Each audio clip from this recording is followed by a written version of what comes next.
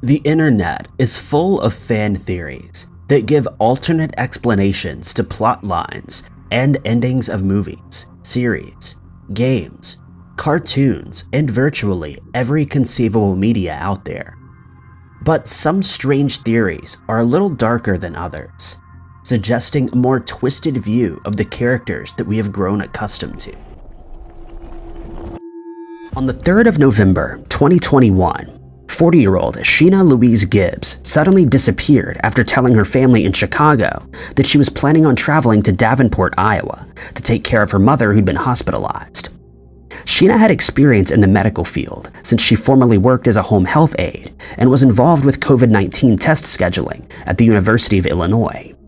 She also had a boyfriend at the time, with whom she lived with in Rogers Park neighborhood. She had power of attorney over her mother's health care, and hence it makes sense that she would travel to Iowa to help care for her.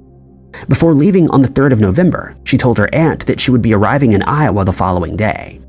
But she was last known to still be in Chicago on the 5th, specifically near West Greenleaf Avenue and North Sheridan Road. She would have a conversation with one of her friends via text on the 8th of November, but all efforts to contact her since have failed, and her phone is believed to have been turned off, since all of the calls go straight to voicemail. Her family is increasingly worried about her, since she would never arrive at the hospital to care for her mother as planned, and she's not made contact with any of her friends or family. It's believed that Sheena would have traveled to Iowa via bus, since she was in the habit of doing so, but investigators have been unable to find any proof that she boarded a bus that day, since there are no records showing that she bought a ticket. What makes her case even more complicated is the fact that Sheena has been reported missing in the past, though details of those incidents have not been made available to members of the public. Her family has told investigators that it's very uncommon for Sheena to remain out of contact with them for any extended period of time, and that her silence has caused them to fear the worst, despite there being no evidence that something untoward happened to her. Friends of Sheena's, a woman named Bethany, told authorities that she had a worrying conversation with her in June of 2021, which was the last time that she saw her. Sheena told her that she'd gotten into an argument with her boyfriend and that it escalated to the point where he threw a coffee mug at her. Bethany warned her to be careful when dealing with him, since he clearly had a violent streak, but her words fell on deaf ears since she went back to the house that they shared. Sheena's disappearance is now upgraded to a high-risk case, suggesting that she may be vulnerable or that she may have been harmed in some way, but it's unclear why this change has been made. Her friends have speculated that her boyfriend may have something to do with her vanishing, but no one has been named as a person of interest and no arrests have been made. Sheena is described as having black hair and brown eyes. She stands at 5 foot 9 inches tall and weighs 180 pounds. Her case has few further details as it isn't known what she was wearing when she went missing, and her family hasn't provided any distinctive physical features that may help identify her. If you know where Sheena is or what happened to her, you're asked to call the Chicago Police Department at 312-744-8266, quoting case number JE460184. A $1,000 reward is on offer to anyone who provides information leading to Sheena being located. Her name as case number is MP88082. A missing person investigation always becomes even more urgent when it's found that they suffer from a medical condition, as is the case in the disappearance of 56-year-old Mark Anthony Waller. Mark, who comes from Bullock County, Georgia, was living with his mother at the time of his disappearance, and she's informed investigators that she has great concerns for his safety, since he's been diagnosed with cerebral palsy. He also suffers from bipolar disorder and is prone to seizures, all of which are very concerning, since he needs to take his medication regularly, but no one has any idea where he is at present. He's also the father of 3 children, and hence he's missed by a lot of people, all of whom are hopeful that he will eventually be found. What's known is that Mark attended a cookout at his cousin's house, which is located on Live Oak Loop in Ellabelle on the 7th of May, 2015. According to the 25 or so witnesses present at the party, he inexplicably decided to leave the house at around 9 p.m. that night, and is said to have headed home on foot. His mother, Marilyn Cooler, finds this version of events very unlikely, since he was in the habit of calling her for a ride, and stated that it's very out of character for him to head home on his own. Mark never returned home, and when Marilyn started to worry, she traveled to the party to check on him, but was told that he had already left. She questioned the other party attendees, but they were unable to give her any further information. After he was reported missing, investigators checked CCTV security cameras from the surrounding areas, but were unable to find any footage of him walking home. His family has also conducted searches of their own, but to no avail, as no trace of Mark has been found. It's now been nearly 9 years since Mark disappeared, and in that time, the police have received numerous tips, all of which are very concerning. One report stated that he was assaulted and lost his life in the process, while another claimed that his life was ended with a firearm, but no evidence has been found to suggest that either of these reports are true. Mark also wasn't carrying a cell phone when he went to the party, and hence it's impossible to trace his whereabouts that way. Investigators have stated that there's a good chance that Mark was a victim of foul play, but what that involves remains a mystery, as no suspects have ever been named in his disappearance. Investigators released a description of Mark. He has brown hair and blue eyes, and he stands 5 foot 9 inches tall, and at the time weighed 135 pounds. He has tattoos on each of his forearms, but a description of these has not been given. He also has a tattoo of a bulldog on one of his shoulders, an unspecified word across his fingers, and a depiction of a clown on his right leg. His family added that he has scars on each of his Achilles heels. When Mark left the cookout, he was wearing a polo shirt with white and dark stripes, black jeans, and yellow and black shoes. If you have any clues as to what happened to Mark on the night of his disappearance or in the years since, you're asked to contact the Bullitt County Sheriff's Office at 912-764-1785, quoting case number 2015-05-01926. Mark's nameless case number is MP28747. Scientists studying psychoactive substances accidentally proved that the self is an illusion. This was the idea that came from an article relating to research conducted by neuroscientists. For ages, philosophers and mystics have contemplated the notion, stating that the self is an illusion. And now, after all this time, scientists believe they may be able to prove it, or perhaps give us a glimpse into the truth behind the concept, all with a little help from the psychoactive properties in mushrooms. Researchers across the globe have been investigating the transformative power that psilocybin has to help people in terms of anxiety and depression. Skepticism of substance dualism came about since before neuroscience and psychology were proper scientific fields. The notion of an immaterial mind distinct from the body seemed out of place with the mechanistic understanding of causality. A concept called causal closure of the universe explains that every event has been determined by a previous event, thus raising the concern: if every action, thought, or emotion is predetermined by a sequence of cause and effect, then where's the room for the independent entity known as the self to exist? Psychologist Richard Williams of Johns Hopkins University conducted an experiment that involved clergy in psychoactive psilocybin. He enlisted priests, rabbis, and Zen Buddhist monks to take the substance, meditate, and collect inner experiences. They've since reported feeling in touch with their faith and have a greater appreciation for different paths. But to understand how this substance can change our views on the world, one must explore how the brains shape the sense of self. A neuroscientist called Anil Seth explained that our awareness of existence has been conjured up by the brain. He stated that the person's brain hallucinates consciousness, and that there are billions of neurons in the brain that work together to concoct a conscious experience. This concoction allows one to experience not only the world around you, but yourself within it. But when one is unconscious, we carry on perceiving our existence without perceiving our presence. We essentially stop participating in reality. According to Seth, when we agree upon our hallucinations, we call it reality. In this reality, each person is an individual with their own story starting from birth. But there are other ways to experience reality. This can occur during meditation, going into nature, the experience of the meeting of great minds, or even falling in love. But it can also happen through psychoactive substances. According to Alan Watts, a philosopher, we're not individuals living lonely in our bodies, but instead we're a flowing segment in the continuous line of life. Other philosophers, monks, mystics, and poets have argued that people are sad and hostile because they're living in a false sense of separation from the rest of the world. It was furthered that seeing the interconnectedness and timeliness of existence will provide a grand scale, which is precisely why scientists are trying to figure out how to trigger such an epiphany. Normal consciousness relies on the default mode network, or DMN, of the brain. As stated by Robin Carhart Harris, who's a neuroscientist and the head of psychedelic research in the brain sciences section of the Imperial College of London, the DMN gives coherence to cognition by connecting different areas of the brain and is the orchestrator of the self. Carhart Harris, along with his colleagues, found an important junction of the DMN while studying brain networks. During this study, they became curious as to what may happen if the person was under the effects of hallucinogens.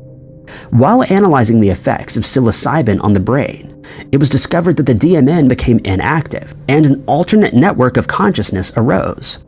When some of the study's subjects had tested psilocybin, they reportedly felt the feeling of interconnectedness, spirituality, magical and supernatural sense. In this mode, the brain had created a different world or universe, offering alternate sensations and realizations. During the study, scans were made of the brainwave oscillations and the flow of vital fluids, which revealed new orderly and synchronous connections that began to form between the cortical regions. It was as though the mind was recognizing its network, ultimately leading Carhart Harris to postulate that the DMN generates a feeling that manifests very intensely as a reality, which means that we can temporarily mute part of the brain, allowing us to experience the rest of the world or the layers of the universe, and even communicate with the otherworldly beings that we would not otherwise be able to converse with. Psilocybin, shrooms, or magic mushrooms is a common encounter that some may have when it comes to the world of psychedelics. This substance is known to bring about a variety of strangeness, including alternate worlds, or the idea of an alternate world or perhaps an extraterrestrial encounter, or even being the extraterrestrials themselves. It was likely the experience of a few individuals that brought about the theory that mushrooms are an intergalactic intelligence that found its way onto Earth and gave birth to the consciousness of our ape ancestors. This hypothesis is referred to as panspermia. The theory suggests that life exists throughout the entirety of the universe and other universes, and is being distributed through space dust or asteroids that are carrying microorganisms from one planet to the next. Psychonaut Terence McKenna built on this theory and stated that the mushroom had come from space and that it's a galactic intelligence with the capability of communication and presents itself in different forms. Aliens, he suggested, use these mushrooms as a tool to develop consciousness in other creatures. Mushroom spores are resilient and are suited for interplanetary travel, which lends support to this rather strange theory. Another popular and related theory of McKenna's is that of the stoned ape theory. This theory involves magic mushrooms and human evolution. A recent renaissance in psychedelic research has brought about a variety of new understandings. It's believed that psilocybin may be able to treat certain psychiatric disturbances, a concept that stepped from McKenna in his 1992 book called Food of the Gods. It was in this book that McKenna explained that the consumption of this psychedelic, which came from another planet or universe, may play a crucial role in the development of the human mind and of culture. It was this idea that had emerged during a conversation between the author and his younger brother Dennis, who is an ethnopharmacologist and a research pharmacologist. Dennis explained that his and his brother's theories are not entirely the same, and neither one of them had referred to the theory as stoned ape. He explained that their hypothesis, in essence, suggests that human beings owe the emergence of language and unique brain function to our ancient ancestors who consumed the psilocybin mushroom that traveled to the planet from a distant universe and enhanced life forms on Earth. Dennis further believes that the exact emergence of consciousness had been around 2 million years ago, the same amount of years in which we found that the human brain had tripled in size. It's also around this same time that hominids and cattle and mushrooms shared an ecosystem. Terence McKenna ultimately suggested that magic mushrooms were engineered in an alternate universe by intelligent alien beings and sent through space to place life on other planets such as this one. Since we've not explored other universes, we don't know if there are similar life forms out there. Of course, the theory sounds outlandish and produced many skeptics, but it's argued that if there was not some truth to this suggestion, then why are these mushrooms so well suited for interplanetary travel? There is evidence that shows that mushroom spores can travel for a long time and germinate in nearly any soil. Psychedelic mushrooms are known to cause a variety of strange hallucinations, ones consistent with a parallel or alien universe, thus serving as a bizarre piece of evidence to suggest that there are parallel, alternate, or multiple universes. Science says that alternate realities exist, and many hints have alluded to the theory being accurate. One slice of evidence was found more recently. It was that the galaxies are moving further away from us, which added evidence to the Big Bang, the collision of universes that sparked life. It's guessed that this will happen again sometime in the distant future. To prove that a parallel universe exists may be a rather difficult test to conduct, but it's been a concept in quantum physics for quite some time. It was found that if a single electron were to be projected through a double slit, one can only guess at where it will land, but cannot predict where it's going to show up. A well-known idea in this scientific field is known as the many worlds interpretation. This postulates that any outcome that can occur will be in each different universe. It will take an infinite amount of parallel universes to account for all of the possibilities, though, but this doesn't invalidate the suggestion. There are also no studies or experiments that can rule this idea out. Our universe began around 13.8 billion years ago, but this event was not the absolute beginning. In fact, there'd been a prior phase to this that ultimately set up and gave rise to the Big Bang, and it was known as cosmological inflation. When and where such an inflation ends, a Big Bang will occur. Inflation does not stop everywhere all at once, and the places where the inflation did not cease continued to inflate, allowing for the potential of more Big Bangs to occur. Once inflation begins, it's impossible for it to stop. As time presses on, and the more Big Bangs there are, this gives rise to a large number of independent universes, which has been called the multiverse. That being said, there's no way for us to simply test this theory, since we're essentially trapped within our own universe. Strangely enough, the ANITA, or Antarctic Impulsive Transient Antenna experiment, was able to detect radio waves from a certain set of energies and directions that were believed to have come from underneath the ice. The experiment had picked up some rather rare events that had been consistent with the neutrino coming through the Earth and emitting radio waves. But it exhibited energies so high that passing through the Earth uninhibited would have been actually impossible. This means that the ANITA had seen radio signals that it could not explain, and the hypothesis for this was that high-energy neutrinos were traveling in an upward direction through the Earth, a theory that was refuted by ice-cube observations, thus teaching us that there's no astrophysical point source that creates the particles of which ANITA is seeing. This left one of three explanations. The experiment either picked up an astrophysical source of the particles, there's a flaw in the detector, or the interpretation of the data, and perhaps something much more exotic, such as the existence of parallel universes. One such case that has gone cold and has offered very little further evidence is that of 51-year-old Jacqueline Markham, known to her friends and family as Jackie, who mysteriously vanished from Callahan, Florida in December of 2000. When Jackie was 20 years old, she moved to Jacksonville, Florida, and here she met her husband. The couple would settle on the west side of Jacksonville, where they had 3 children. But the marriage would ultimately end in the latter part of the 70s, and it would be about 5 years before she met another man who she then married. Jackie and her second husband would stay until 1999, before they also got divorced, and this time she decided to relocate. She moved to Callahan, Florida, where she purchased a home in Spring Lake Estates, and before long she started working as the general manager for Cheetah Transportation, a company that's based in Jacksonville. Soon after, she met a man named Archie Carroll, and in December of 2000, they were still dating when she suddenly disappeared, and she hasn't been seen or heard from since. What's known about Jackie's disappearance is that on the morning of the 14th of December of that year, she stopped at the Eckerd drugstore, which is located just a short distance from her house, to pick up medication that she was taking for high blood pressure. She and Archie had made plans to go out on a date later that night, But just before Archie left his house to meet her, he got a call from Jackie, in which she said a man who she knew showed up at her door uninvited and he was intoxicated. That didn't sit well with Archie, who stated that he'd been looking forward to their date and that he would come over to her house to help sort out the situation.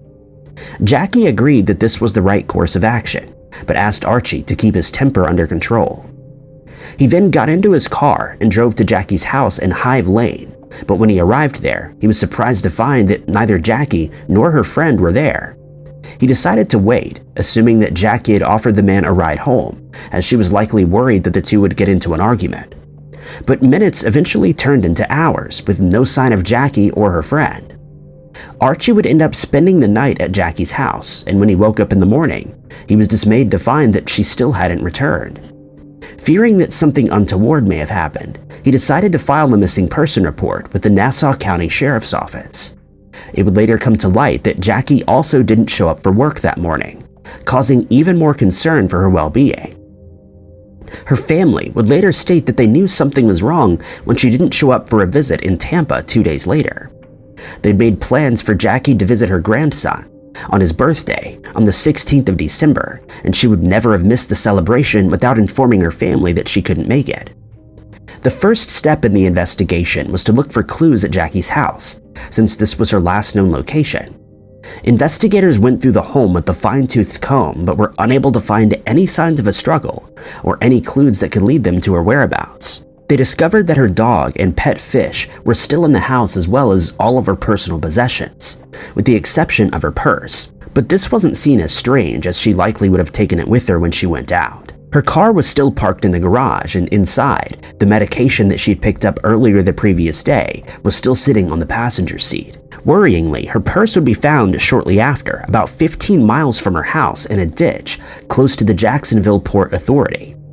It was picked up outside a business called the Berman Brothers, Inc., which is situated on Evergreen Avenue in Jacksonville, and her identification documents as well as her credit cards were still inside. There were no further traces or clues to be found, and Jackie's family started to worry that her case would remain unsolved. Then there came the shocking revelation that Ross Lane Emerson, a 40-year-old man from Fort Worth, Texas, may be responsible for Jackie's disappearance. Emerson had been arrested since there were suspicions that he was responsible for ending the lives of Katrina Benson in Yulee, Robert Jones in Jacksonville, and an unnamed man in Savannah, Georgia. Emerson fell under suspicion since it was already suspected that he'd committed these horrific crimes, and since he'd been working as a day laborer in Nassau County during the time when Jackie disappeared. But he maintained that he knew nothing about the case, despite being reminded by investigators that he lived in a boxcar just a short distance away from the area where Jackie's purse was found at the time that she vanished. Emerson had a sordid history with the law, having served 15 years in jail already. His original sentence was 60 years for burglary, but he was paroled after 15, only to be arrested again when his new crimes were uncovered. Investigators would not get the chance to interview him any further as he passed away in his jail cell on the 1st of October 2001, leaving a letter behind in which he confessed to several more crimes, but reiterated that he had no knowledge of what happened to Jackie or who was responsible for her strange disappearance. Though nothing in Jackie's house indicated that she was taken against her will, there's a strong suspicion that foul play is involved in her disappearance, and a $20,000 reward is being offered to anyone who comes forward with information that leads to her being found. It should be noted that this reward does not require the identification of a culprit. On the 30th of December, the case took a strange turn when a man entered the Lil Champ convenience store on Lem Turner Road and the Sprint store in Callahan, where he made a few strange statements. He didn't purchase anything at either store, but instead looked at the missing person flyers that had been put up. He then walked over to the counter at each store and told the clerks that investigators needed to search the woods behind Jackie's house, after which he left. CCTV footage of the man has been made public, and investigators have asked anyone who recognizes him to come forward, as he may have crucial information on the case. Despite the fears of investigators and Jackie's family that foul play is involved, her case is still being treated as a missing person investigation, and any leads that come in will be followed up on. Jackie is described by her family as having light brown hair and brown eyes. She stands 5 foot 6 inches tall, and at the time she went missing, weighed 150 pounds. She's known to have a brown mark on her left arm and usually wears prescription glasses. If you or anyone you know knows where Jackie could be found or who she was with on the evening of her disappearance, you're urged to contact the Nassau County Sheriff's Office at 904-225-5174. Many individuals who have made use of psychedelics for recreational reasons agree that they are certainly magical. There are many stories of alien encounters or speaking with otherworldly entities while being under the effects of psilocybin. It's already been theorized that the intergalactic mushrooms had sparked consciousness in our ape ancestors, so perhaps a little more opens the door to communication with extraterrestrials and intelligent life. This is what a controlled study found as well. 1/3 of the study's volunteers had a complete mystical experience after indulging in psilocybin. Half of them had expressed that the encounter had been the most spiritually significant they'd ever experienced. A therapist has even come to suggest space travel using this substance. He claims that with the help of psychedelics, humans will be able to explore higher dimensions, of which are populated with aliens and godlike entities. The therapist is Daniel McQueen, who's also a cannabis educator and a healing practitioner from Boulder, Colorado. Daniel assists his clients with the help of plant medicines that cause them to have a connection with something bigger than themselves. He had completed a master's degree in transpersonal counseling psychology, after which he would go on to take part in the first FDA-approved MDA-assisted therapy study for PTSD. Daniel hopes to be able to legally research DMT, another hallucinogen that produces a brief psychedelic event. He's now recruiting psychonauts, which is a term created by Ernst Junger back in 1970. The therapist's goal is to extend the peak time of the DMT experience and allow the psychonauts to safely venture through the different dimensional spaces and speak with the alien entities. It was further claimed that religious people come to see what they believe are aliens, and whereas non-religious individuals believe they see God. This concept was also taken to Reddit, when one user asked those who encountered aliens during their experience if they believed that it was real or just a hallucination. A user called I Make the Jellyfish explained that once the veil has been lifted, you can't not know about them. They go on to speak of the dimensional realms, the layers, the many realities, the perspectives, and the entities that reside in between those layers, and how they won't be tethered to our logic. Many people who take to using psychedelics enter something that's referred to as a waiting room. Some report being suspended in an empty area or sometimes even a room. The waiting room is exactly what the word implies. This is the area where one waits before being sucked into an alternate universe, as some people have described it. Users begin to detail each of their stories of encounters that they've had with these other beings, or what they believe to be aliens. This served as further evidence that these dimensions do exist, and there are many who can support the hypothesis. The subreddit Shrooms also had a user ask about the alien encounters that other people had. They then went on to detail their encounter, of which they'd never had previously when indulging in this experience.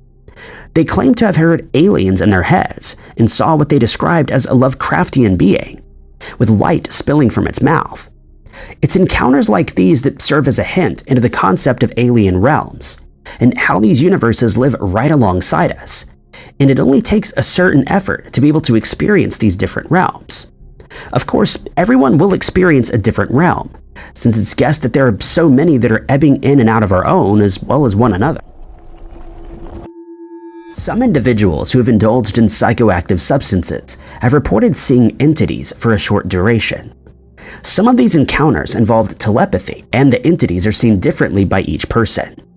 A few may view them as a guide, while others see them as an alien or even a helper. But most people agree on one common idea, that there's definitely an entity on the other side once they've left what's known as the waiting room. One Reddit user allegedly saw a creature that had something coming from its mouth, and then believed that they were being worked on. Shortly after, they would see 3 large heads and describe that they had an awakening through this experience. A lot of people generally do, which is why it's widely believed that psychoactives are a doorway to an alternate dimension. It was detailed by another that they were made by aliens and that this is where religion is stemmed from.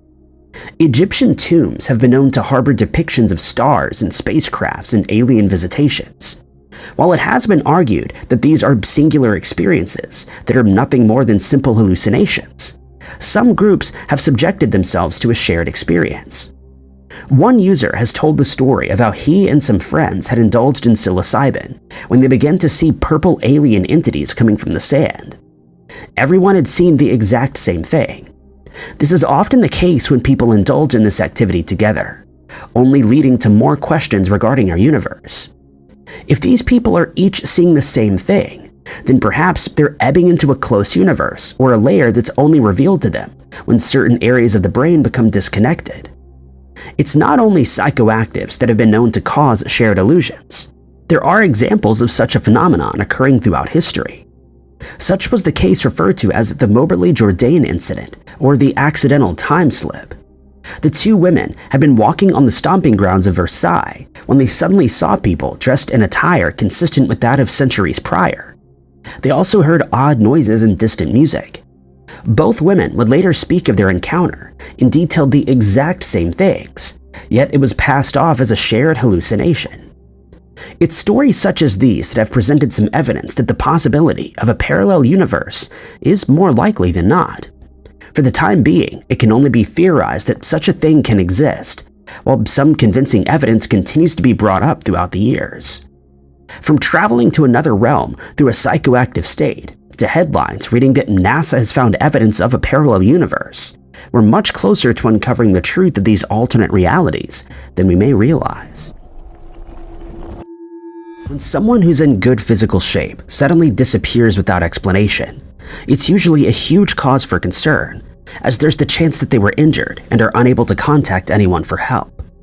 The same is true for someone who's in the habit of keeping in touch with their family and friends, especially when their cell phone is suddenly turned off, meaning that it can no longer be tracked. In the case of Diano Denby, though, the opposite is true. After his disappearance, his cell phone stayed on for months, but no one was able to get a hold of him, and they're unable to explain why this was the case. Diano's daughter, Diamond, has stated that he was the one that she called when she was worried about her finals, since she was studying in another country at the time. She added that he was the one who kept her positive and that he'd been sending money to her mother to help pay for her studies. At the time, Diano was 56 years old and living in Detroit, Michigan, specifically in the 19,000 block of Carmen, but he was in the midst of relocating to another area, and he'd asked Diamond's mother, Capri Williamson, if she would help him with the move. She agreed, and when the time came for the move, she called him to make the final arrangements, but she was unable to get a hold of him. She then went to his house to speak to him face to face, but was told by his son that he'd already moved out. This made very little sense to Capri, since Diano never mentioned anything to her about finding help with the move, and she believes he would have done so since she'd already agreed to be the one to help him. In the meantime, Diamond had flown back to Detroit to see her family, but she was shocked to learn that her father was no longer there, and the family was desperate for answers, no matter how insignificant they may seem. The last time that he was seen, Diano was at his house on the 27th of April in 2019, and when all subsequent efforts to get in touch with him failed, he was reported as missing with the Detroit Police Department. He didn't have any mental health issues. His physical condition was also very good, and those close to him have stated that he would have no reason to simply disappear of his own accord as far as they know. In an effort to prompt anyone with information to come forward, Crime Stoppers is offering a reward of $5,500, and his friends and family have tried to aid the search effort by putting up flyers in the surrounding community, but so far their efforts have been in vain, as no further sign of Diano has ever been found. He's described as having a bald head and brown eyes. He stands 6 foot tall and weighs between 170 and 190 pounds. He has a distinctive tattoo of a tiger with blue eyes on his left shoulder, which may help in identifying him if he's ever spotted.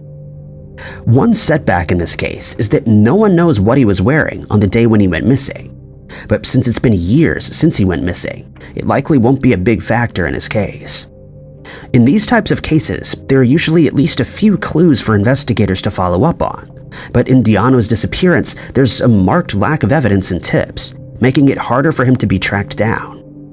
If you or anyone you know have information on Diano's current whereabouts, you're asked to contact the Detroit Police Department's 12th Precinct at 313-596-1240. Alternatively, you can contact Crime Stoppers at 1-800-773-2587. Diano's Nameless case number is MP62380. A doppelganger refers to the wraith or apparition of a living person. It's believed that there's an exact replica of every human and beast, a concept that may come from the accidental or erroneous merging of different dimensions. Throughout history, there have been reports of individuals encountering their very own doppelgangers, perhaps even a few of their doppelgangers from different realities. One of the most popular stories relating to this phenomenon was that of Wolfgang von Goethe. In an autobiography, he'd recounted a confrontation that he had with his doppelganger when traveling on the road to Drusenheim. When he looked up, he'd seen another man coming past him, and then several years later, he'd been traveling back from Drusenheim when he came across himself on the opposite side of the road from several years earlier. It was thought that he'd seen himself in two different realities doing the same tasks. Another well-known story was that of Emily Sees, who was a 19th century schoolteacher. Her doppelganger would appear right next to her, and it was for this reason that she was unable to maintain her position in a few of the schools. There have been a few different lores throughout history relating to these double entities, suggesting that such a phenomenon may be real after all, and may also prove the existence of parallel universes. The word doppelganger is a German phrase that means double walker. In some traditions, the doppelganger is believed to be evil, and in others they're merely just another version that we erroneously encountered when the universe did not correctly merge, or perhaps a shift revealed certain aspects of a different world. Early concepts of the double walkers date back to ancient Egyptian times. Their beliefs stated that the human soul consists of 7 different parts. The Ka referred to the life force or the spirit of the soul. It was the double of the physical form. Its hieroglyph was represented with double arms. The Ka would be endowed with one's qualities as well as their faults, and it was not exactly known where it had resided during the person's life, but most likely in an alternate reality. The Norse had another term for the beings. They were the Vardogur, a phantom predecessor that performs a person's actions before they even do it, such as in the story of Wolfgang. This is the ghostly version of déjà vu, where the spirit will mimic the person's walk, speech, and even appearance before they even arrive on the scene, thus confusing a witness who could have sworn that they'd just seen the exact individual do the exact same thing only moments before.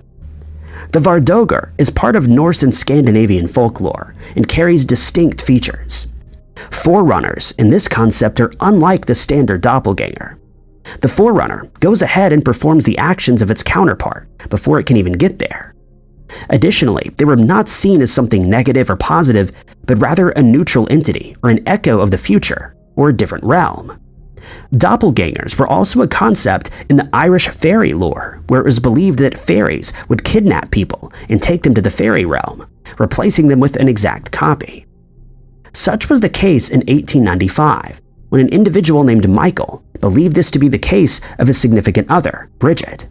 The concept of doppelgangers has been around since ancient times, adding further mystery and possible clues to the idea of alternate realities.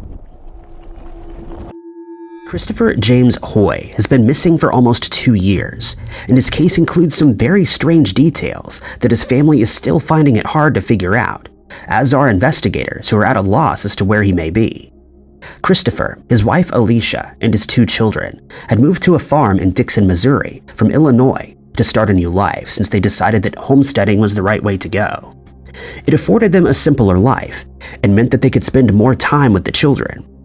Alicia would later tell investigators that the morning of Christopher's disappearance was no less typical than any other, as the family had started feeding the animals on the farm and the children were playing outside. At one point, she left the house to feed their goats, and while she was doing so, she suddenly heard Christopher's truck start up, which she found strange, but she was nowhere near the truck and couldn't see what was going on. When she finished her chore, she walked over to the area where his truck was usually parked and found that it wasn't there. She also found it strange that one of the property's gates had been left open. She assumed that he left to complete an errand, but became concerned when she realized that he left his wallet and cell phone inside the house. She waited for him to come home, but he never did, and she felt that something was very wrong, since he always told her where he was going before leaving. Hours went by with no sign of Christopher, and so she started searching for him and eventually happened upon his truck close to the Veterans Bridge at Gasconade River. The keys were still in the ignition. She'd now become very worried and decided to file a missing person report with the Pulaski County Sheriff's Office. She would later state that investigators immediately started a search in the area where his truck was found, but they failed to find any helpful clues. More than 50 searchers aided in a search of the surrounding wooded areas, and police divers were brought in to search the river, but they found it hard since it contains many twists and turns. Investigators asked Alicia whether there'd been any tension in the household before Christopher went missing, but she assured them that their relationship was more than fine and that they were very happy. But she did state that Christopher's ex-wife had traveled to the farm to get the children that she'd had with him, and she found the timing of this occurrence very suspicious, as did the rest of the family. It should be noted that Christopher's family, including his parents, were not very fond of his ex-wife, as there'd been several unpleasant events in the past, including suggestions that she used to assault him. Less than 2 weeks after Christopher went missing, his ex-wife arranged to gain full custody of their children. She also filed a restraining order and made sure that the children could only be visited for 1 hour every month. Despite all these strange circumstances in the case, investigators don't believe foul play is involved in Christopher's disappearance, and they've asked anyone with helpful information to contact the Pulaski County Sheriff's Department at 573-774-4701, quoting case number 2205-03616. Christopher is described as having brown hair, hazel eyes, and stands between 5'6" and 5'7" inches tall, and weighs around 175 pounds. The last time he was seen, he had a full beard and a mustache and was wearing a light t-shirt, dark shorts, white socks, and black shoes with a baseball hat. He also has identifying scars above his left eye, above his right knee, both forearms, and on his knuckles on both hands. Christopher's NamUs case number is MP98150. 36-year-old Julia Ann Bean went missing from Sumter, South Carolina in May of 2017, and investigators working on her case are concerned for her safety since she was last seen in the company of an unidentified man who still hasn't come forward with any information. Her family has revealed that Julia has struggled with illegal substances in the past, and that they'd seen her receiving money from different men on occasion, but it isn't known whether this had any bearing on her disappearance. What is certain is that on the 31st of May of that year, Julia was seen by her daughter on Red Bay Road in Sumter. She and Julia had made plans to spend some time together, and they decided to get manicures, but when she arrived, she was in the company of a man whom her daughter didn't recognize, and she added that he was driving a dark-colored truck. She spoke to the man, and he told her that she was welcome to contact him if she ever wanted to host a boat party, since he owned several boats as well as lake houses. He also told her that he planned to marry her mother. The same daughter was set to graduate from high school the next day, and she invited the man to accompany her mother, even giving him 2 tickets to the event, but neither he nor Julia showed up at the ceremony, and Julia has never been seen since. When her family hadn't heard from her by the 18th of November of that year, they decided to file a missing person report and told investigators that Julia had left her wallet and keys at home before disappearing. They also mentioned that she didn't own a cell phone. When her bank account was checked, it was found to still contain $5,000, and some more cash was found in her wallet. In a shocking twist in the case, Julia's daughter would tell investigators that she later recognized the man who was with her mother when she saw that he'd been arrested. She realized that Rex Howerman, better known as the Long Island serial killer, was the man in question.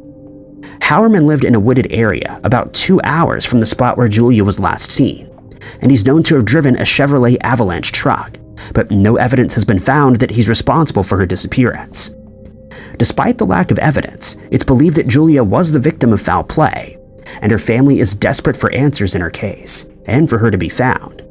She's described as having brown hair and blue eyes. She stands at 5'6" inches tall and weighs around 110 to 120 pounds. She has a tribal tattoo on her lower back, the name Scott on her left hip, and a series of paw prints on her right hip. Unfortunately, it isn't known what she was wearing when she went missing. Anyone who can provide further details on Julia's case is asked to come forward by contacting the Sumter Police Department at 803-436-2700. You can also contact the Sumter Sheriff's Office at 803-436-2000, quoting case number 171-56994. Julia's NamUs case number is MP50912. In yet another perplexing missing person case, 32-year-old Vern Richard Morris has been missing for close to 3 years, and to this day, no one has any idea where he may be or what may have happened to him. In June of 2001, Vern was living in Tooele, West Virginia, with his family, and due to a love of all things IT, he was in the midst of developing his own video game. It should also be noted that he suffers from type 1 diabetes, and hence needs to take insulin on a regular basis, which has caused his family even more concern, since he may not have had access to his medication. When someone suffers from diabetes, it often happens that their blood sugar levels suddenly drop, and they usually counter this by eating something. This is what happened to Vern on the day of his disappearance. Early that morning, his blood sugar levels were found to be below the minimum level, as they registered at 37 milligrams, which is exceptionally low, since they should have been at 70 milligrams at worst. This reading was taken at 1:16 a.m., and when his condition hadn't improved by 1:47 a.m., he decided to eat a sandwich, and about 10 minutes later, his levels had risen to an acceptable level. He was found to still be lethargic and was slightly slurring his speech, but he told his family that he was feeling much better, and so he decided to go back to bed to get some more sleep, but his mother was still concerned. She went to his bedroom about 45 minutes later at 2:30 a.m. to take another reading of his blood sugar levels just to be safe, but when she got there, she realized he wasn't there, which his family found very strange. Worryingly, he never returned home that day, and he hasn't been in contact with his family since, which is out of character. When some time went by without any news from Vern, his family started worrying that something may have happened to him, and they reported him as missing to the Tooele City Police Department. His family also found it strange that he left the house without any of his personal belongings. His cell phone, laptop, wallet, and most importantly his medication were found in the house, and it's possible he wasn't wearing a shirt when he left. After he was reported missing, one witness came forward to state that they might have seen Vern walking on Vine Street and that he was headed in the direction of Middle Canyon, though it isn't certain why he would have been headed that way. In the months following his disappearance, more people came forward to report that they'd seen the missing man in Carlin, Nevada, and Grantsville near Salt Lake City. There have also been possible sightings in Butterfield Canyon, Middle Canyon, and an area called Settlement Canyon in Utah. Further reports state that he may be living in a homeless community in the Utah State Park, but none of these leads ever panned out, and Vern remains missing. It should be noted that investigators don't suspect foul play in Vern's case, and it seems as though he simply decided to leave the house and walk away of his own accord. Investigators have stated that a $10,000 reward is on offer to anyone who has information that will lead to Vern's discovery, but no such information has been received, and so they've asked members of the public to keep an eye out for him. Vern is described as having brown hair and hazel eyes. He weighs between 150 and 165 pounds, and stands between 6'1" and 6'2" tall.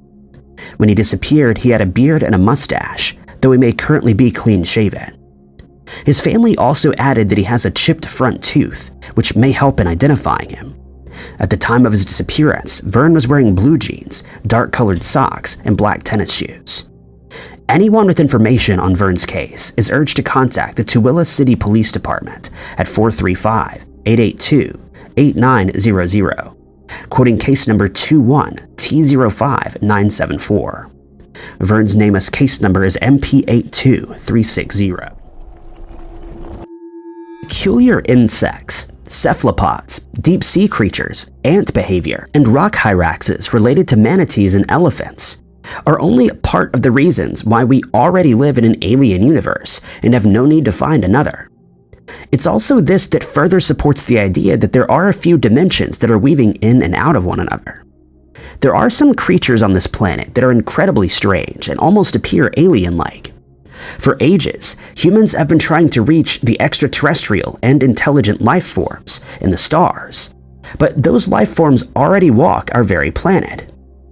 A theory came to suggest that during the time of the Big Bang, universes collided and sparked life into the planet. It's since been discovered that the distant galaxies are moving away from us, supporting the theory of the Big Bang and the idea that another one may be on the rise. It's perhaps this event that had brought about some rather strange creatures and other abnormalities on our Earth. One such creature is the devil's flower mantis, which looks eerily like an intergalactic Martian. These creatures have the ability to mimic flowers in order to lure prey, which include flies, beetles, and even birds. The Brazilian tree topper also makes the appearance of something out of this universe. They're able to support an odd structure on their backs, and no one's really sure as to why. The scorpion fly, too, looks like a genetic experiment gone wrong. As the name implies, it looks exactly like you would think. The land-dwelling critters are not the only ones that exhibit some extraterrestrial traits, but the deep sea as well. The deep sea is a vast, dark, and mostly unexplored place.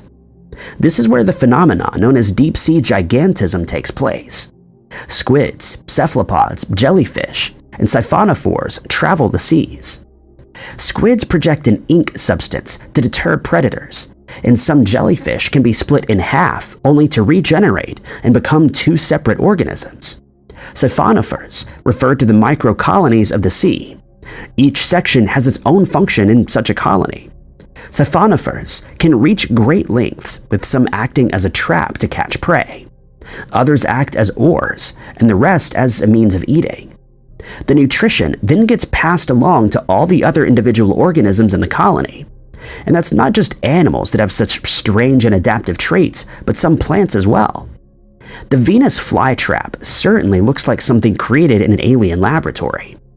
Each plant has adapted to live in a specific environment, to transfer their seeds, and to communicate with other living things around them. An article titled "Plants That Prove We Could Be Living on an Alien Planet" supports the idea that we're not alone in this theory. Most of these alternate universe plants are carnivorous ones, such as the Cape sundew. The thin stems that protrude from the center attract flies and other prey. When they land on these stems, the plant reacts and traps the creature to absorb its nutrients. The dragon lily plant has made an adaptation in which it releases the smell of rotten meat to attract pollinators, similar to that of the Rafflesia arnoldi, the largest flower in the world. While these creatures and plants and critters may seem to be in place, when one really considers it and takes a look at these strange things, some questions begin to arise. Could the merging of universes have created such an obscure nature and strange-looking insects? These creations certainly look to be something out of an alien universe, yet we humans do not. Relative to the stoned ape theory, it can be said that perhaps those magic mushroom spores that traveled through space and landed on this planet gave birth to a consciousness that should not have been. It was this theory that stated that our ape ancestors consumed these magic mushrooms, which ultimately sparked consciousness. But it's left us with no adaptive features and ultimately makes us appear out of place. Birds make large displays to attract a mate, and flowers release an odor to either warn off predators or to attract pollinators. Some frogs have had color adaptations to alert any predators that they're poisonous, and some animals have formed symbiotic relationships with one another. So where do we fit in? We have no brightly colored displays, no awkward rituals to attract a partner, nor nest or den of natural proportions. Perhaps this is why some report feeling out of place, or as though they're in a different reality, somewhere that they shouldn't be. There's one trait that describes 35-year-old Tyler Goodrich, who disappeared from Lincoln, Nebraska in November of 2023. It's that he was extremely driven and determined to achieve any goal that he set for himself. As a child, he grew up in Bennett, Nebraska, along with his younger brother and 3 sisters. He was known to be a sympathetic child who always had other people's interests at heart.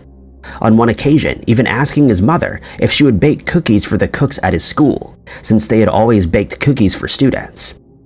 After graduating from high school, he relocated to the nearby Lincoln and started studying towards his master's degree, which he quite remarkably completed in just over 14 weeks. He then started working at the Nebraska Department of Corrections in Omaha, and his family has stated that he loved every moment of it. He then met a man by the name of Marshall Vogel, and soon the two fell in love, and 2 years later decided to get married. The couple discussed the option of having children and decided that they would try to adopt, and they ultimately ended up adopting 2 children. But on the 3rd of November, 2023, Tyler left the home that he shared with Marshall and mysteriously disappeared, and investigators are at a loss as to what may have happened to him or where he may be at present.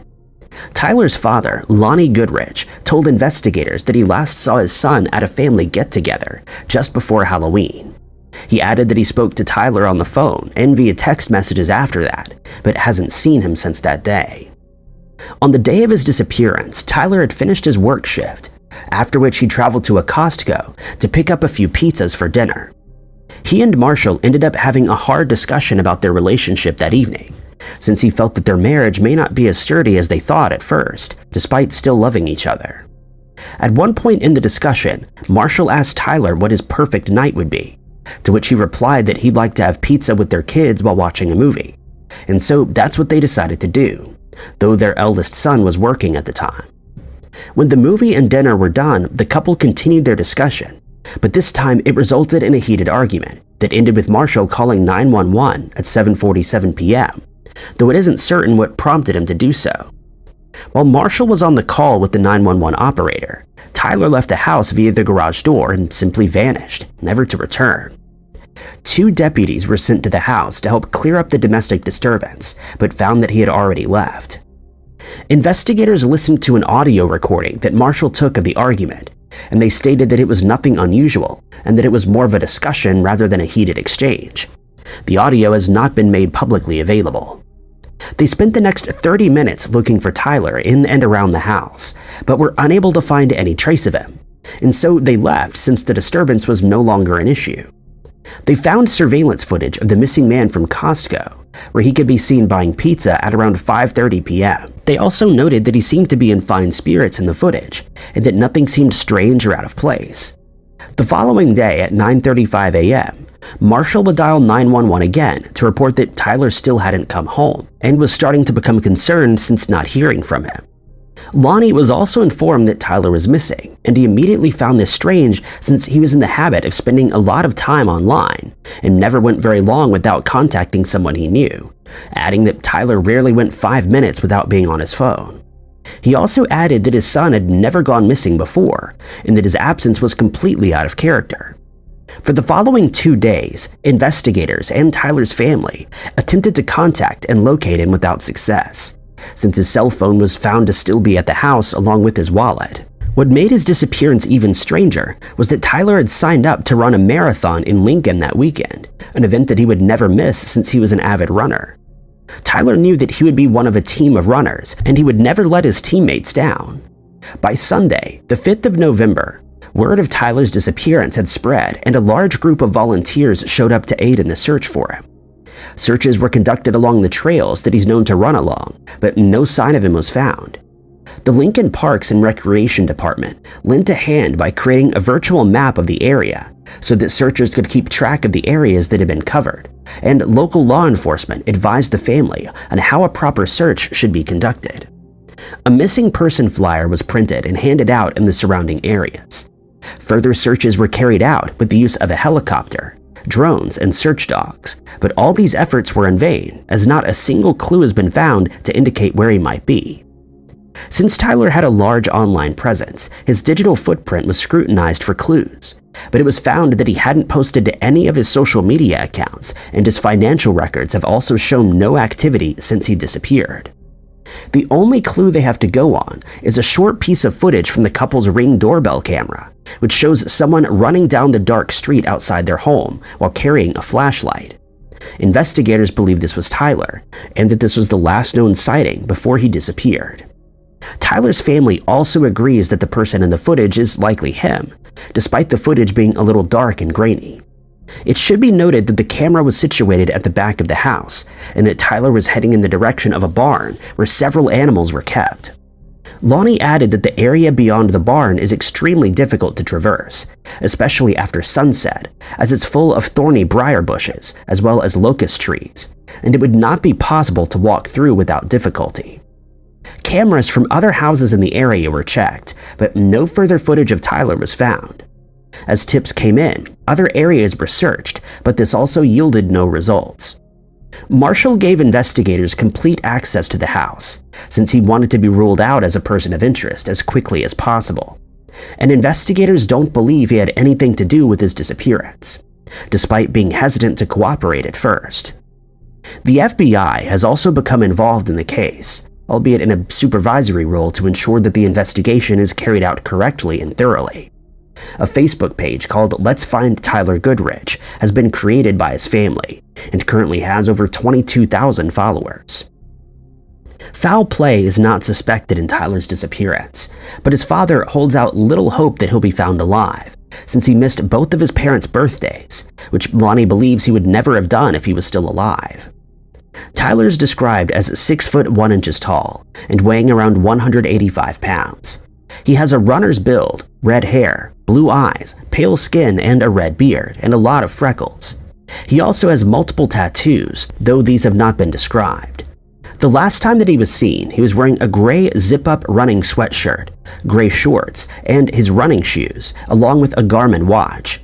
He remains missing today, and anyone with information on his whereabouts or who spots him is asked to contact the Lancaster County Sheriff's Office at 402-441-6500.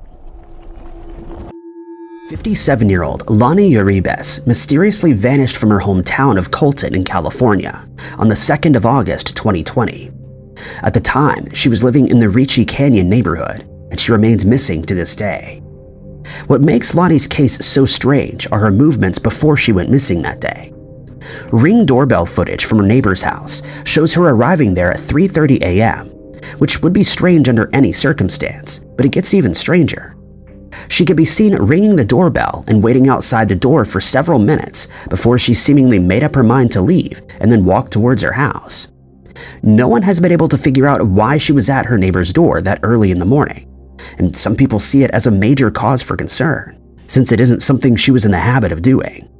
Then, just a few minutes after heading back home, her neighbors saw her car, a 2000 Toyota RAV4, leave her driveway and then leave the area. This is the last contact that anyone had with Lonnie, and her family is still searching for her. When a search was carried out later that same day, her car was found unoccupied on Cleghorn Ridge Road, but Lonnie was nowhere to be found. The car's windows were found rolled halfway down.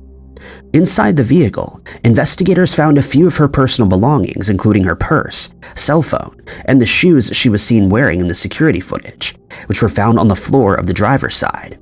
A photo taken of when it was found shows it was parked in front of a large metal gate in a remote, barren area near Cajon Pass, but it isn't known where she went after getting out of her car, or even why she chose to do so. Upon finding the car, her friends and family scoured the surrounding area for any clues as to which direction she went in after getting out of the car, but they were unable to find anything of use. It's also strange that she chose to take her shoes off before getting out of the car, and seemingly walking away, since the area seems to consist only of dirt roads that would have been tough on her feet. Members of the police also aided in a search, but they were unable to find anything to help with their investigation, and the exact circumstances under which she disappeared remain a mystery. What is known is that she was last seen wearing a baby blue sweater with black pants and hiking shoes of a brown or black color. She's also known to wear sunglasses and at the time had a ring on one of her fingers. A $10,000 reward is being offered to anyone who can supply investigators with information leading to Lonnie's whereabouts, and her family is hopeful that this will jog someone's memory. Lonnie is described as having brown hair and brown eyes. She's about 5 foot 1 inches tall, and at the time she was last seen weighed 150 pounds. If you know something about Lonnie's disappearance and would like to submit a tip, you're asked to get in contact with the San Bernardino Sheriff's Office at 909-387-3690, quoting case number 012-002-028. Lonnie's nameless case number is MP74779. Family members of a missing person often report that they were going through a tough time or that they seemed upset when they disappeared, and this can often be a very important factor in the investigation. According to the family of 67-year-old Ruben Pablo Gardial, this was the case before he vanished, as he just received some upsetting news, and it's possible that it played a role in his disappearance, though this has not been proven. Ruben originally hails from Uruguay, where he grew up on a farm in Colonia Valdense. In 1978, when he was 26 years old, he relocated to Australia with his brother, and 2 years later he met his wife, Kenny. They would eventually get married in 1986, and they had one son together, though his wife had 2 children from a previous marriage. For the next 15 years, the family lived in Bondi before they decided to relocate to Randwick. Ruben's family describes him as a quiet and sensitive person who works hard to support his family. He had a love for the outdoors and especially enjoyed spending time at the beaches as well as the many parks in the area. Because of his sensitive nature, Ruben would sometimes feel emotionally overwhelmed, and when this happened, he often traveled back to Uruguay for a few months to recover before returning to Australia. From 2000 to 2019, Ruben worked as a gardener for a business called Wendy's Secret Garden, until he resigned and decided to work as a part-time painter, though his family stated that he missed working at his old job. He was also known to be in good health, as he didn't often drink alcohol. He stopped smoking in 1968, and at the time of his disappearance wasn't taking any prescribed medication. His doctor also stated that he was very fit mentally. A few weeks before he disappeared, though, Ruben received word that 2 of his friends who were still living in Uruguay had passed away, and his family states that this had a profound effect on him. His first thought was to travel to Uruguay, but since the COVID-19 pandemic had broken out, he was unable to do so.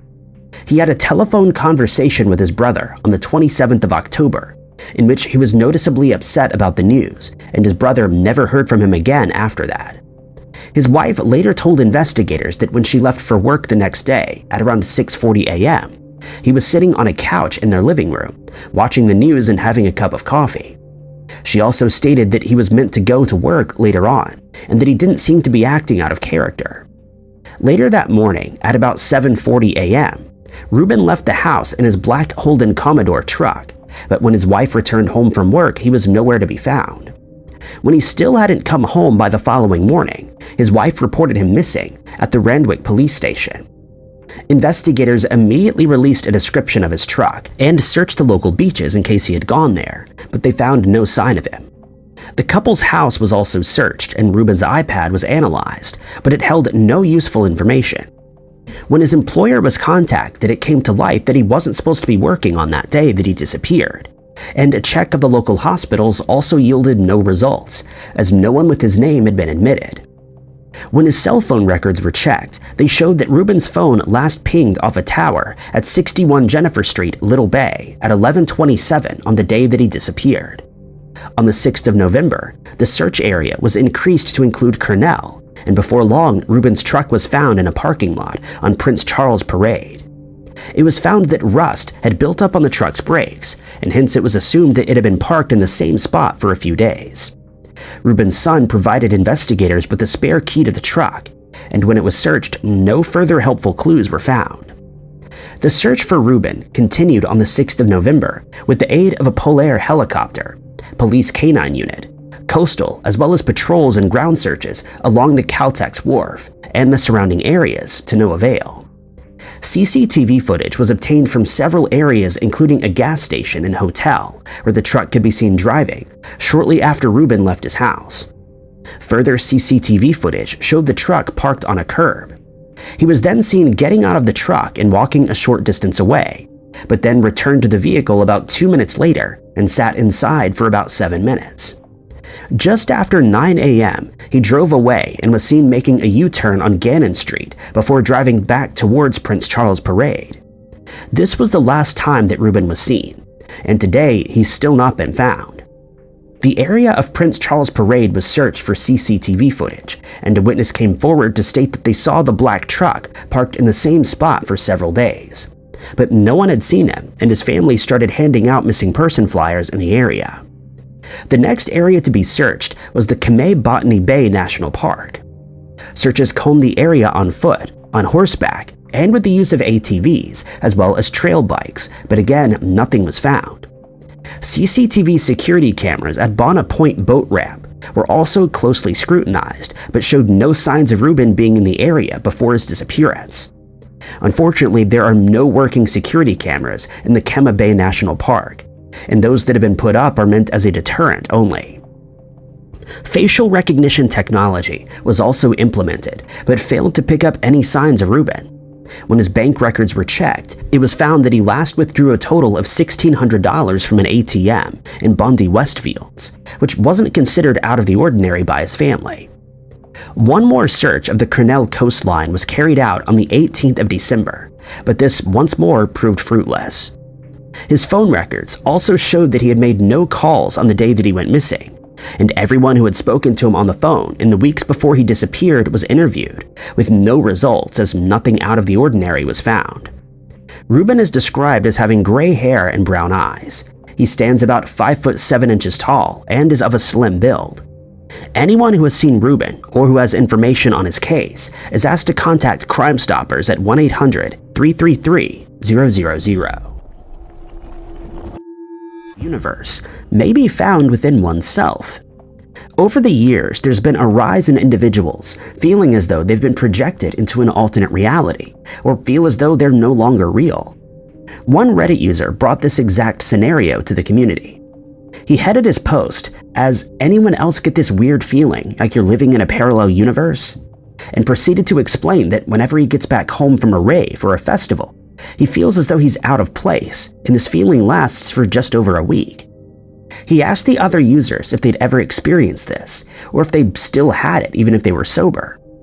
One Redditor who claims to have been sober explained that he also feels this happens on occasion if he leaves his home for a couple of days, such as going on vacation.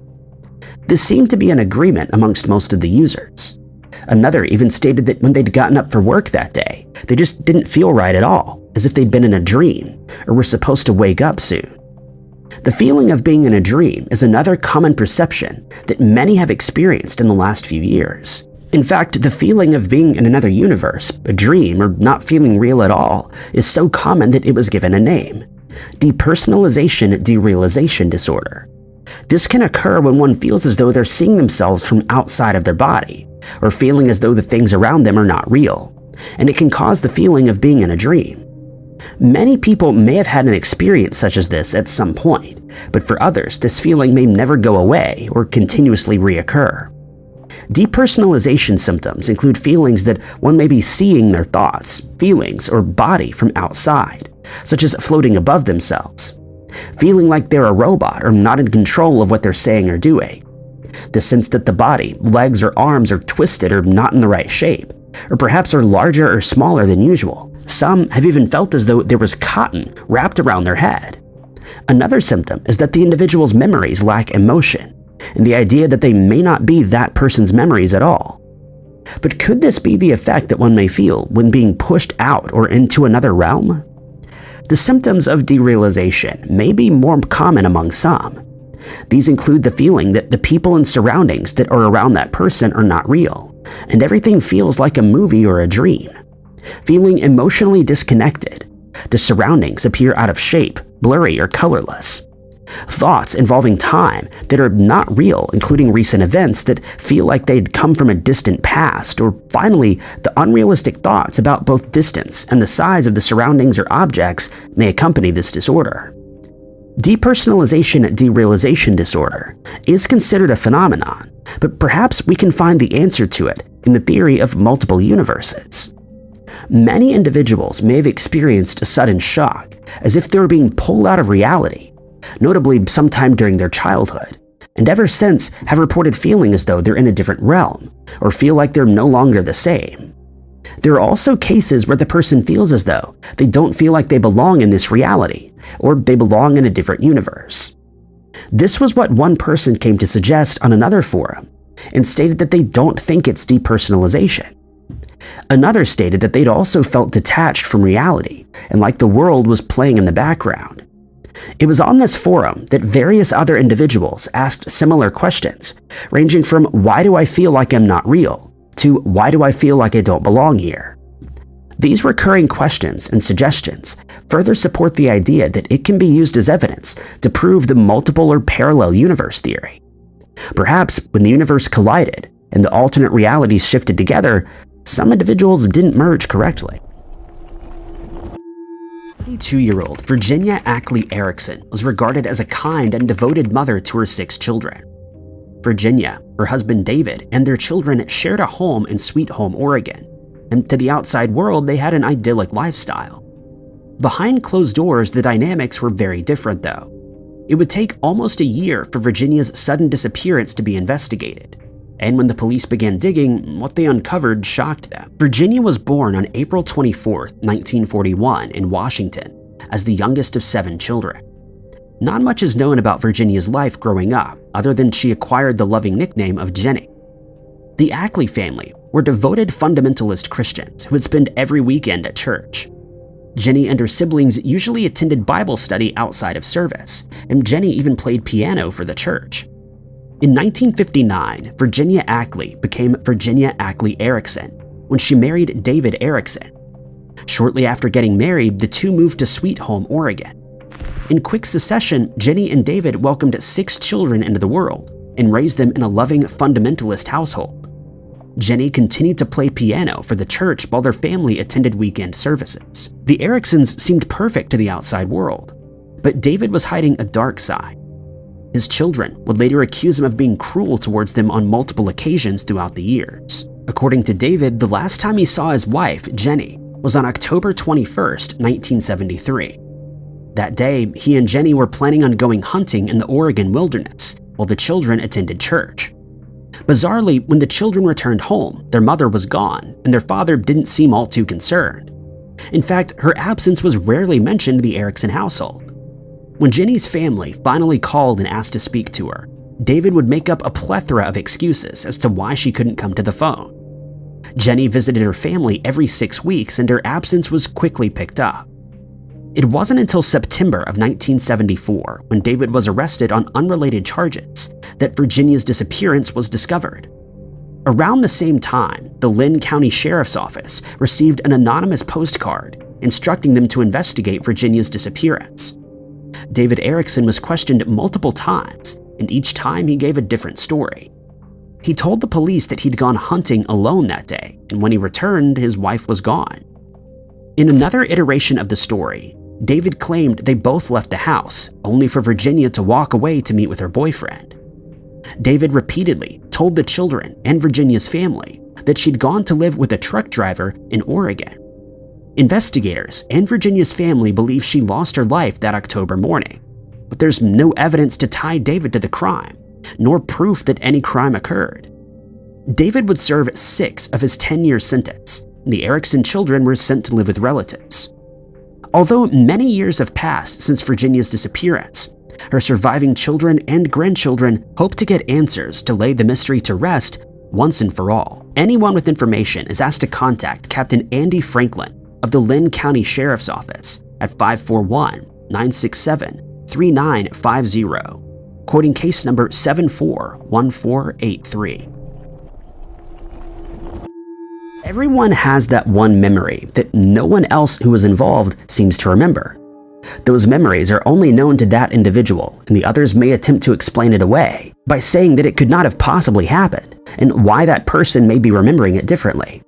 But this may prove fruitless, since they distinctly recall that event happening. If the memories are not real, then where did they come from? This is the question that one Reddit user suggested on the No Stupid Questions subreddit. They asked, what if our memories are actually fragments of events from alternate realities we've experienced in parallel universes? Which of your memories might be a completely different version of you in another universe? While the questions sparked controversy in the comments section, it was certainly not a stupid question, and may even aid in proving the existence of other universes. The Mandela effect is a perfect example of alternate universe memories. While some of the examples of this phenomenon may be purely the act of false memory, some of them definitely seem to have existed on a different plane. Reddit communities have formed to discuss exactly that. Websites, hashtags, and many videos with millions of views circulate around the concept of the Mandela effect and what it could possibly be. All of these individuals remember things in a specific way, even though all evidence appears to point to the opposite. Enthusiasts began to refer to these memories as a residue, referring to memories that have been left over from a previous or alternate timeline that's been erased or merged into since. They suggest that we're only able to see the residual hints that are left over after the dimensions have collided. It's been theorized that CERN, the research center in Europe, had caused a splinter in time and space when the Large Hadron Collider was fired up in 2008. There's obviously no evidence to suggest that this happened, aside from the leftover memories, the alien insects, the sense of being in a dream that most begin to feel around that general time, or the strange artifacts that have been unearthed through the years, with almost no connection to the planet. Some theorists believe that there exist various parallel universes alongside each other that are in a constant state of flux. Déjà vu serves as another crucial piece of evidence. The feeling of having done something before, an event that's already happened that you feel has happened before but can't quite remember when or how. It's possible that déjà vu is another piece of evidence of parallel universes.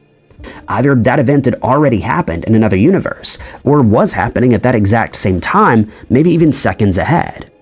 James J. Giordano, a professor of neurology at the Georgetown University, explained that our minds work like a time and space machine, saying that it takes everything in the present and relates it to something similar in the past, so that it can basically plan out the future, and sometimes these signals get mixed. But what if that past event never happened in this life? What if it was in a different life? It could also be difficult to figure out why these acts of déjà vu are happening, since they happen spontaneously, and scientists are uncertain how to trigger an episode. This is also where genetic memory comes into play. Genetic memory refers to, in theory, memories that get passed down through generations from an ancestor, a grandparent, or even a parent, or maybe from the alternate self. This is precisely what happened to Alonzo Clemens, who never had an art lesson in his life. At a young age, he suffered from a head injury, and shortly after, he began to sculpt various things out of whatever he could find. He would then become a celebrated sculptor who could mold an animal specimen in perfect detail out of clay in an hour after a single glance of the animal itself. This inherited trait could have been derived from a distant past or a closer reality, which at that moment had collided with Alonzo, who initially had no artistic traits in his gene. If parallel universes do exist, then the question can be asked as to why science has given a name to each of the various types of them. Parallel universes range from holographic to bubble to multiverses to simulations. There are various parallel hypotheses, with the quilted universe being one of the easier ones to comprehend. This type of universe is built on the assumption of the universe being infinite, as well as the consistency of physical laws. The universe, in this case, is being thought of as a patchwork quilt multiverse. In this theory, it's suggested that everything within our observable universe will repeat at some point and yield an infinite number of every possible assembly of atoms. These parallel universes, though, are much too far away for us to be able to interact with them directly. But it is possible that some of the patches are moving at the speed of light, allowing us a slight hint that they exist. As it's referred to on social media platforms, a glitch in the matrix may occur when this collision takes place. The next type of parallel universe is called the inflationary multiverse. It's based on the concept of eternal inflation. Cosmic inflation is believed to have happened after the Big Bang, and refers to a period of expansion occurring in the early universe. Eternal inflation is a suggestion that supports the emergence of bubble and pocket universes through exponential expansions of different regions of space and false vacuums. Another kind of alternate universe theory is that of the landscape multiverse, which comes from a combination of string theory and eternal inflation theory. The theory suggests that there's a possibility of varying fundamental laws and cosmological constants. Through inflation of the multiverse, bubbles may emerge from the decaying area of the false vacuum, but have different parameters from our universe. The holographic multiverse suggests a spiral from the holographic principle, stating that there exists an equivalent universe on the edge of ours that is identical in every sense. It's pictured as a three-dimensional object and a two-dimensional shadow. The theory shows that the shadow has enough information about the universe that it can mirror the contents rather precisely. If there are so many different categories and fields within the realm of science, then perhaps we're a lot closer to proving the existence of these universes. These ideas and theories that have been conjured up by scientists, philosophers, and even neurologists may actually serve as a piece of evidence that there is something to be proven. Additionally, science has been unable to rule out that parallel universes don't exist. Tawny James, the mother of missing 30-year-old man Bradley Strassner, has vowed that she will find out what happened to her son before the day comes that she has to leave this world, since she still has many questions regarding his sudden disappearance from Leesville in Louisiana. The last time that Bradley was seen was on the 30th of October 2019. He's a member of the Four Winds tribe in the Louisiana Cherokee Confederacy, and was known to be an avid outdoorsman who loved spending time out in nature. He's also very close to his family, who, when speaking about his disappearance, stated that it's completely uncharacteristic for him to stay out of contact with them, which has been the case since he vanished. On that day, Bradley had been visiting a few of his friends that he had in Sandy Hill, and following that, he left his apartment in Leesville at about 1:45 p.m. to return his girlfriend's car to her, according to the roommates who shared his apartment. It was just a 10-mile drive, but he never made it to her place and has never been seen or heard from again. It would seem, according to evidence in the case, that he drove about 2 miles before something happened that caused him to get out of the car, though it isn't known what could have happened to cause him to make that decision. The car was found abandoned at a hunting property on Bundix Road. It was found to be unlocked and the keys were discovered lying on the passenger seat. Though it's suspected that something untoward happened to Bradley, no signs of a struggle were found in or around the vehicle. Searchers scoured the surrounding area for any clues as to what may have happened, or which direction Bradley might have gone in, but they were unsuccessful. Tawny, however, feels that more could have been done, and she would later tell members of the press that members of the police only did enough in the case to make it seem as though they were putting an effort in to find him. Strangely, a search was scheduled to be carried out at an unspecified property with the help of as many as 84 searchers who were ready to assist. But the night before the search was to be conducted, Tawny received a message from the property owner's wife. She told Tawny that a local sheriff had visited them that evening and that he had advised her husband to withdraw permission for the search to be conducted, though she couldn't give any further details since she wasn't there when the conversation took place. She also stated that she's certain that there are people in the community who know what happened to Bradley, but they're reluctant to come forward since they don't want to be embroiled in the case. A search was conducted in the Sandy Hills area in 2022 with the help of the CUE, or Community United Effort, and sniffer dogs, but this effort also failed to find any further clues. Bradley is described as having brown or red hair and brown eyes. He stands at 5 foot 10 inches tall, and at the time weighed between 150 and 180 pounds. He's also known to have a lot of body hair on his chest and back, and is said to possibly have a mustache or other type of facial hair. Anyone who knows where Bradley is, or who can supply investigators with additional information on this case, is asked to make contact with the Vernon Parish Sheriff's Office at 337-238-1311, or the CUE Center for Missing Persons at 910-343-1131. Bradley's nameless case number is MP64064. In June of 2021, 65-year-old Lester Youngs Whitmire from Oak Ridge, Oregon, had made plans to take a trip to the McCready Hot Springs. And although the springs are only a short drive away from Oak Ridge, he mysteriously disappeared and remains missing to this day. The last person to see Lester before he headed out to the springs was one of his family members, who he told about the plans that he'd made on the 18th of June. But when no one had heard a word from him by the 2nd of July, he was reported as missing with the Lane County Sheriff's Office.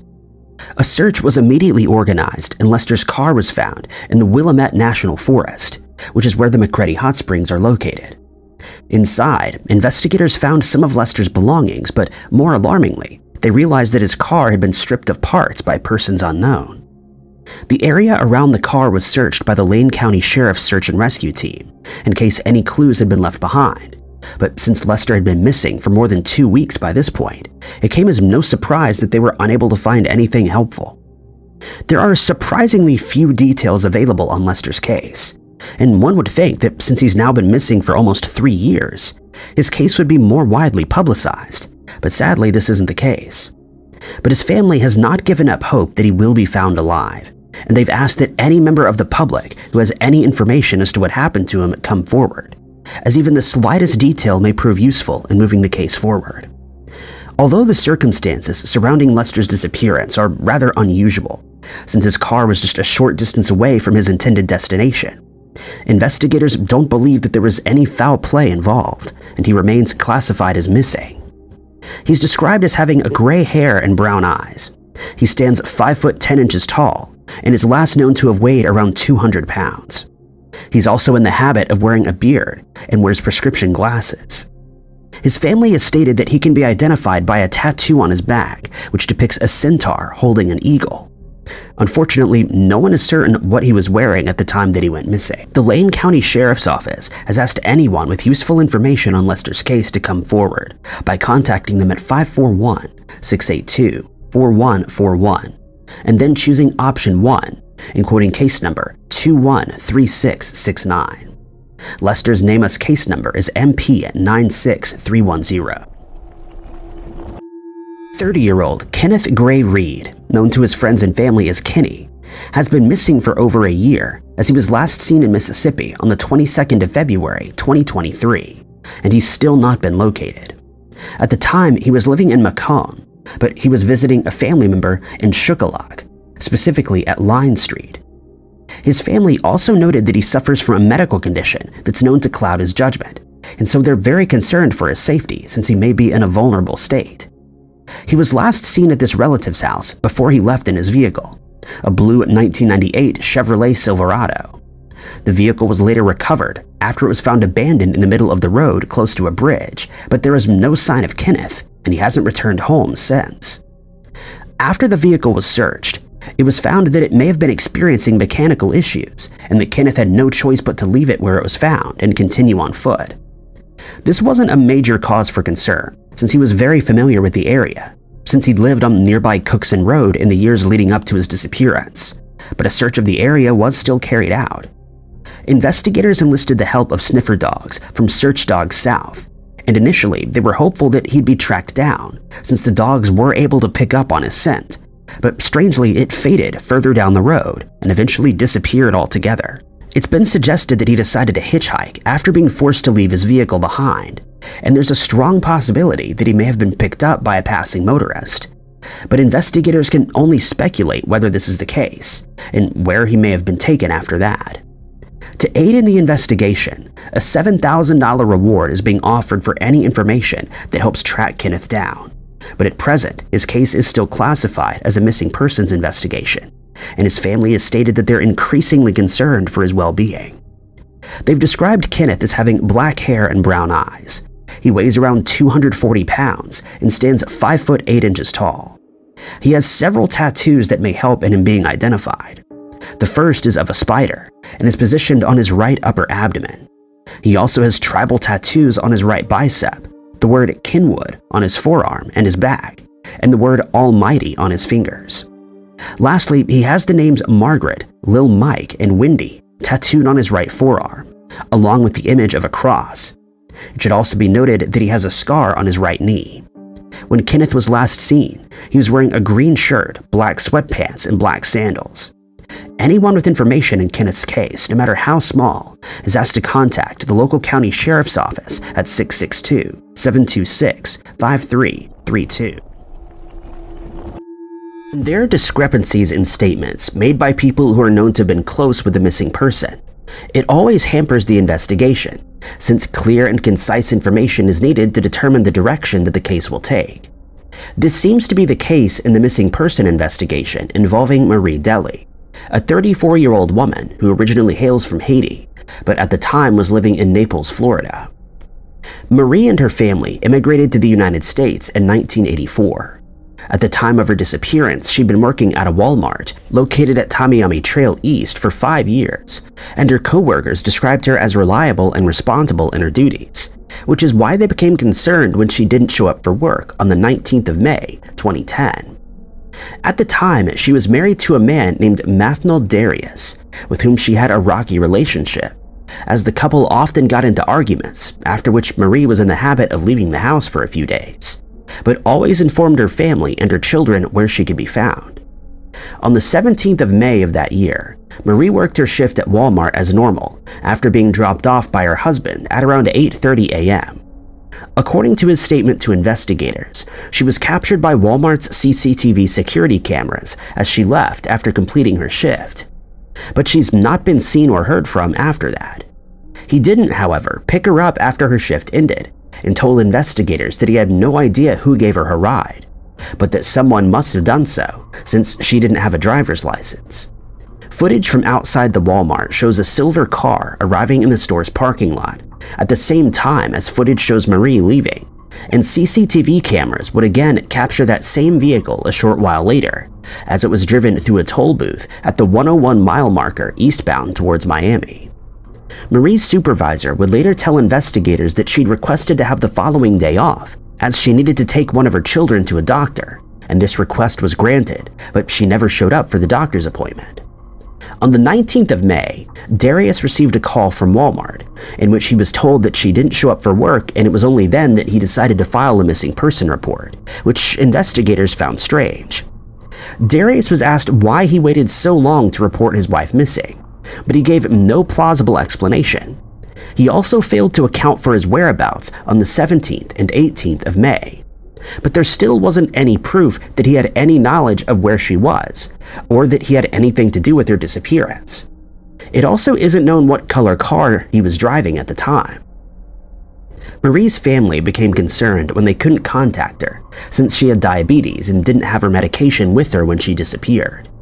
They've also stated that she would never stay away from her children for any extended period of time without informing them of where she was and when she would be returning. Investigators checked her bank accounts and found that she only had one debit card that had not been used since she vanished. Her social media accounts have also seen no activity, and there's no evidence to indicate that she left the country to go back to Haiti. When Darius was questioned, he gave several different accounts of where he was that day, and he's still considered a person of interest. But strangely, he decided to move to Orlando just a short while after his wife went missing, which many people view as suspicious behavior. Darius is currently serving a life sentence at the Santa Rosa Correctional Institution Annex in Milton, after it was found that he ended the life of a tourist corridor worker in 2015, but he still maintains that he has no knowledge of Marie's whereabouts. Darius was asked to take a polygraph test, to which he agreed, and although the test only contained 4 questions, he failed 2 of them. At first, he stated that he dropped his wife off at work in the morning, but then later stated that she didn't go to work at all that day, a statement that was easily disproven by the Walmart security cameras. When his phone records were checked, they showed that he was in Florida for a brief period of time, after a silver car was spotted traveling in that direction, though this still doesn't prove that he was involved in his wife's disappearance. Jackie is described as having black or dark brown hair with brown eyes. She's between 5'9" and 5'10" inches tall, and at the time weighed between 210 and 220 pounds. When she left the Walmart after her shift, she was wearing khaki pants with a dark blue polo shirt. She can also be identified by 2 tattoos, the first being of the name Tyrese on her right shoulder, and the other being the name Mathnold on her other shoulder.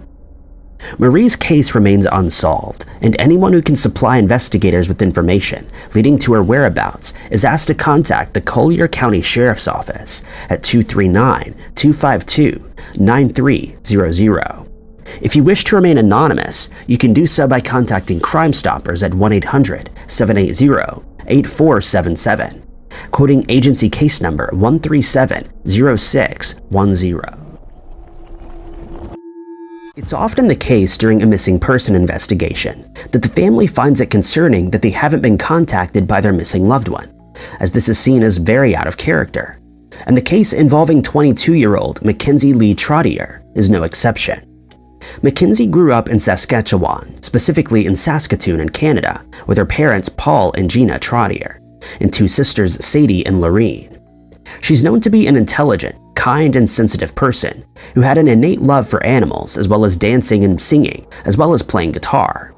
Her parents say that she was always bringing stray animals home since she felt sorry for them. She also loved spending time in nature, often stating that her family's cabin was her favorite place to go. But on the 21st of December 2020, Mackenzie went missing and she's not been located to this day. She was last seen by her parents as she left their house in the College Park East neighborhood of Saskatoon in the 300 block of Trent Crescent. Some sources state that Mackenzie last communicated with her family via a video call while she was traveling in a ride-hailing vehicle, and that they found her to be acting normally and in no way under distress. They would later tell investigators that when she left the house, she seemed to be in good spirit and nothing seemed out of the ordinary about her demeanor. Before she left, she stated that she would see her family for Christmas. But this would never happen, as she failed to attend the family's Christmas celebrations, which they found very strange and worrying, since this had never happened before and she didn't contact anyone to state that she wouldn't be attending. It's believed that Mackenzie was dropped off by the ride-hailing vehicle on the northern side of Idlewild Drive, and when no one was able to contact her, her father decided to conduct a search of the area, but was unable to find any clues as to her whereabouts. When she still hadn't made contact with any of her family members or friends by the 30th of December, the decision was made to report her as a missing person to the Saskatoon Police Service. Searches of the area were conducted, but this was done in vain, as no witnesses were found and no clues emerged that could indicate what happened to Mackenzie. When she still remained missing by the 15th of January, 2021, the Saskatoon Police Service released a media statement in which they asked members of the public to be on the lookout for her and to come forward if they had any information on her case. Mackenzie's family has done all they can in efforts to locate her, including holding rallies and poster campaigns between British Columbia and Manitoba. Posters have been printed out and have been distributed as far as Ontario, but still no one has come forward with any useful information, and she still remains missing to this day. They've also set up a dedicated website so that anyone with interest in her case can easily access information that's been found, and a Facebook page called Find Mackenzie T has also been created and currently has about 4,800 members. In February of 2021, the case took an unexpected turn when investigators announced that they were looking for someone who may have information on Mackenzie's disappearance, and appealed to the public to come forward if they'd seen a man that was captured on surveillance footage inside what looks to be a convenience store. The man has not been identified yet, but is described as standing around 5 foot 3 inches tall. In an image that was made public, the man can be seen wearing dark clothing, including a jacket with the word wilderness printed on the back. The jacket contains another word, but it's illegible. A composite sketch was created and also released, showing the man wearing a dark baseball-style hat and a small amount of facial hair below his lower lip. It's not been revealed whether the man is a person of interest in the case, or whether investigators believe him to be responsible for Mackenzie's disappearance, but they've stated that they would like to interview him. Investigators and Mackenzie's family have also featured in a Paramount Plus documentary in which they detailed the case's progress in hopes that it would jog someone's memory, or that they would come forward with new information, but no new leads have been discovered as of yet. The Calgary Police Service made an announcement in December of 2021 in which they revealed that someone fitting Mackenzie's description had been spotted on more than one occasion in the downtown Calgary area. But even this lead failed to produce any positive results. It also isn't certain what Mackenzie was wearing at the time that she went missing, but her family stated that she's in the habit of wearing black yoga pants and a thick green jacket. She's also known to usually wear heavy makeup and usually carries a large purse with her. Mackenzie is described as having green eyes and medium-length blonde hair, though her head is shaven on the right side. When she went missing, she weighed about 145 pounds and stood 5 feet tall. She can also be identified by a tattoo on her right ankle, though the design has not been described, and by 2 piercings, the first in the middle of her lower lip and the second in her left nostril. It should also be noted that her front teeth are damaged.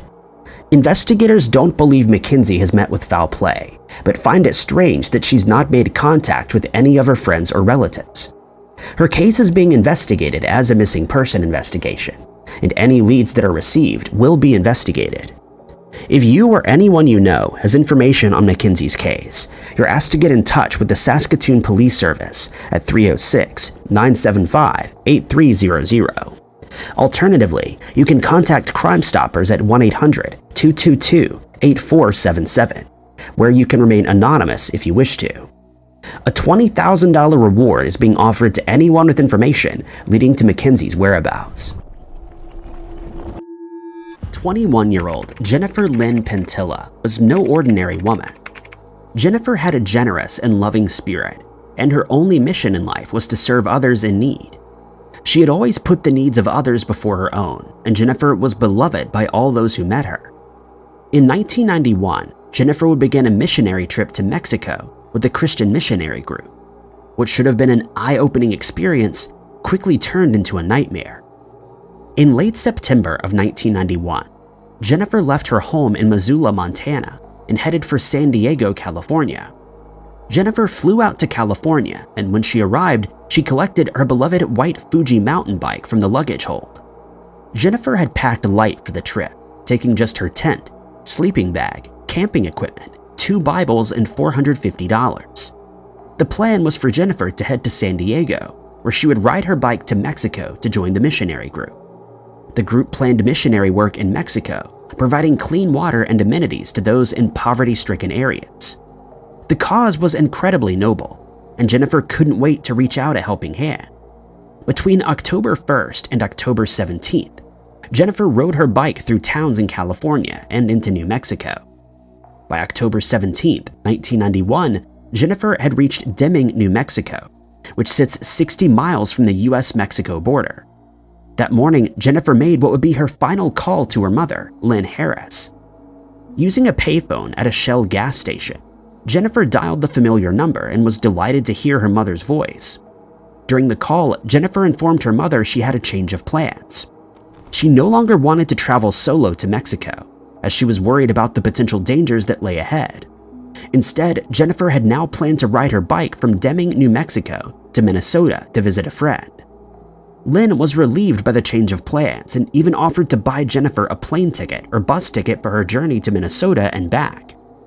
Despite the lengthy discussion, no plans were set in stone, with Jennifer promising to call her mother once things had been ironed out. At around 8 a.m., the call disconnected. That was the last time Jennifer was ever seen or heard from again. Lynn began to worry when she didn't receive a call from her daughter. None of her friends had heard from her, and she was not with the missionary group in Mexico.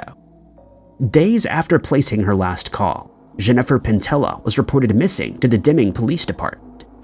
Throughout her time in California and New Mexico, Jennifer relied on strangers' kindness to give her rides and fix her bike. Lynn hoped that Jennifer had hitchhiked, but hope began to dwindle as the days wore on. Initial searches for Jennifer proved fruitless, and the barren landscape gave investigators little to no clues. It wasn't until a year after Jennifer disappeared in 1992 that the case would get its first break. Hunters near Hatch, New Mexico, 50 miles from Deming, discovered Jennifer's bike, helmet, and backpack under a tree off State Road 26 next to private property. Jennifer had asked her mother about cutting through Hatch to get to Minnesota, but she was advised against this and told to stick to the highways and main routes. Shortly after Jennifer's items were found, new witnesses came forward with a strange sighting. According to the anonymous witnesses, Jennifer was last seen in the company of her boyfriend, Jesus Vasquez, on the day that she disappeared. Jesus was seen with Jennifer while she made her final phone call. Interestingly, Jesus would later serve 4 years in prison for taking his brother's life during an argument. Jesus maintains his innocence in Jennifer's case and has said very little publicly. Jennifer's mother, Lynn, told the Missoulian she believes her daughter is still alive and in captivity. She said, quote, "We wish her all our best and tell her to come home. I think she's out there somewhere. I think she doesn't know who she is, that whoever got her has brainwashed her or something. My mother's intuition tells me she's alive." Since 1992, there's been little movement in the case, with the Pentilla family continuing their efforts to find Jennifer. Each year on her birthday, they run advertisements in local newspapers, letting her know that they're thinking of her and want her home.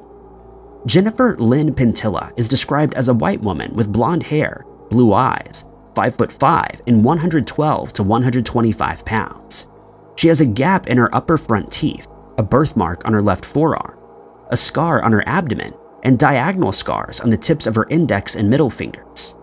She was last seen wearing a blue sweatshirt, denim shorts, socks, brown hiking boots, a dog tag, a leather bracelet, and a silver ring. Anyone with information is asked to contact Captain David Romero of the New Mexico State Police at 575-546-6631, quoting case number 050404. In 2019, Irene Gakwa made a life-changing decision. She left her home country of Kenya and headed to the US. Irene was undoubtedly not the first nor the last to be chasing the American dream. And when she arrived, she was ready to put in hard work to get to where she wanted to be. In 2020, a chance online encounter would change Irene's life again, this time for the worse. In 2019, Irene left Kenya behind for the US, settling in Wyoming. Irene had attended a prestigious school with good grades and certifications, allowing her to enroll as a nursing student at Gillette Community College. The nursing program was challenging, but Irene persevered, remembering why she had registered in the first place. Each night, after a long day of clinicals and lectures, Irene would hop onto FaceTime calls with her friends and family. During these calls, Irene was always bright and outgoing, and in 2020, she began to mention a new man in her life, Nathan Hyman. She excitedly told her friends the pair had met via Craigslist and instantly hit it off. Despite their excellent beginnings, Irene and Nathan began to argue, and the relationship seesawed. The two got engaged in 2021 and things seemed to settle down for a while. In July of 2021, Nathan and Irene moved to Gillette, Wyoming, where she would transfer her nursing studies. Bizarrely, Irene didn't tell her family that she was living with Nathan in Wyoming, instead telling them that she was living in San Antonio, Texas. By February of 2022, the relationship had grown frosty again, with Irene's parents under the impression that the pair had split for good. But it seems Irene was still living with Nathan in Gillette. According to Irene's parents, their last contact with her was via a WhatsApp video call on February 24th, 2022. Days after Irene's final call, her family began to receive strange messages. According to the Charlie Project, these messages were sent in English, but Irene would usually talk in Swahili and Kenyan slang. Her family immediately felt something was wrong, but Irene refused to video call them. The bizarre activity on Irene's account continued. She would send sporadic texts telling her family her microphone had broken and she was waiting for a new phone. On March 8th, 2022, Irene's WhatsApp account was deleted entirely, and on March 9th, Irene ceased all communication. It didn't take long for Irene's parents to report her missing, and the Gillette Police Department responded to the call.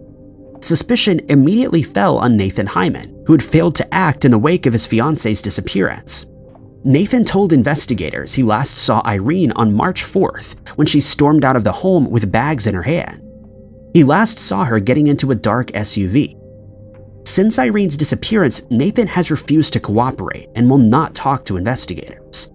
In mid-2023, Nathan was sentenced to serve 6 years in prison and pay $13,200 in restitution after it was discovered that he'd stolen $3,700 from Irene following her disappearance.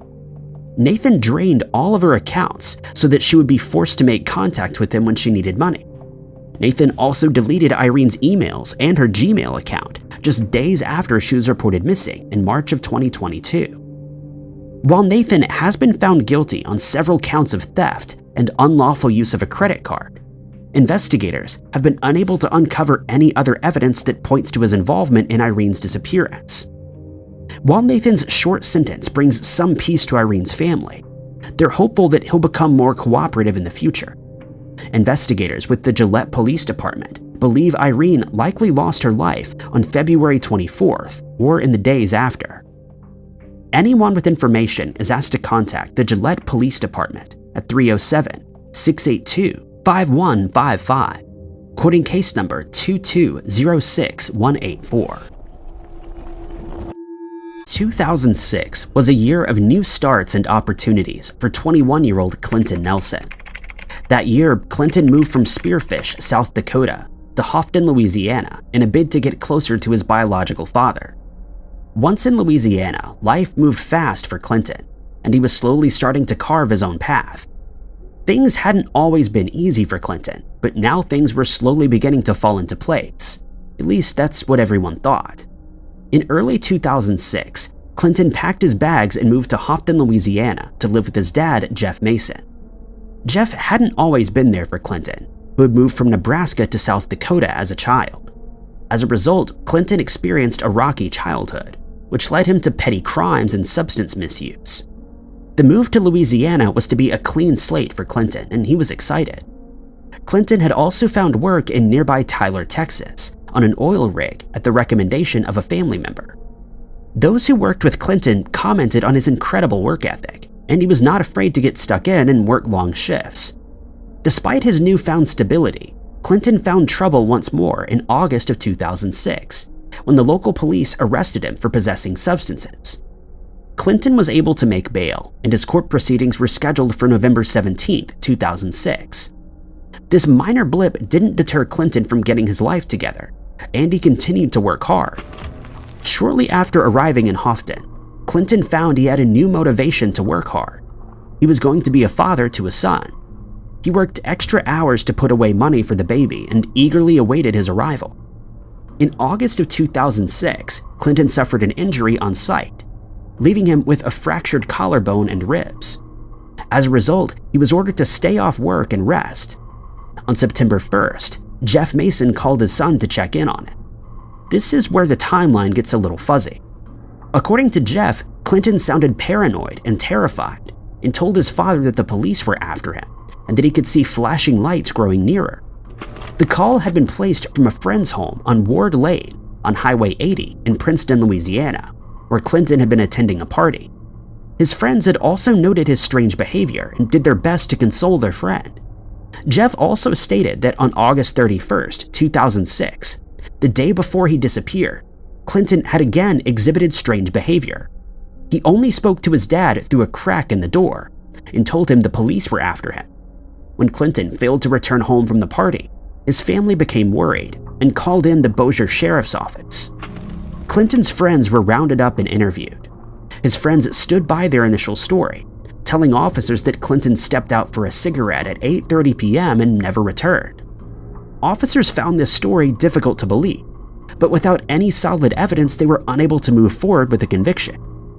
On the night he disappeared, Clinton was carrying a substantial amount of cash with him, between $600 and $2,300. He had been extremely paranoid about the police being after him, and some believe this is because he was carrying substances.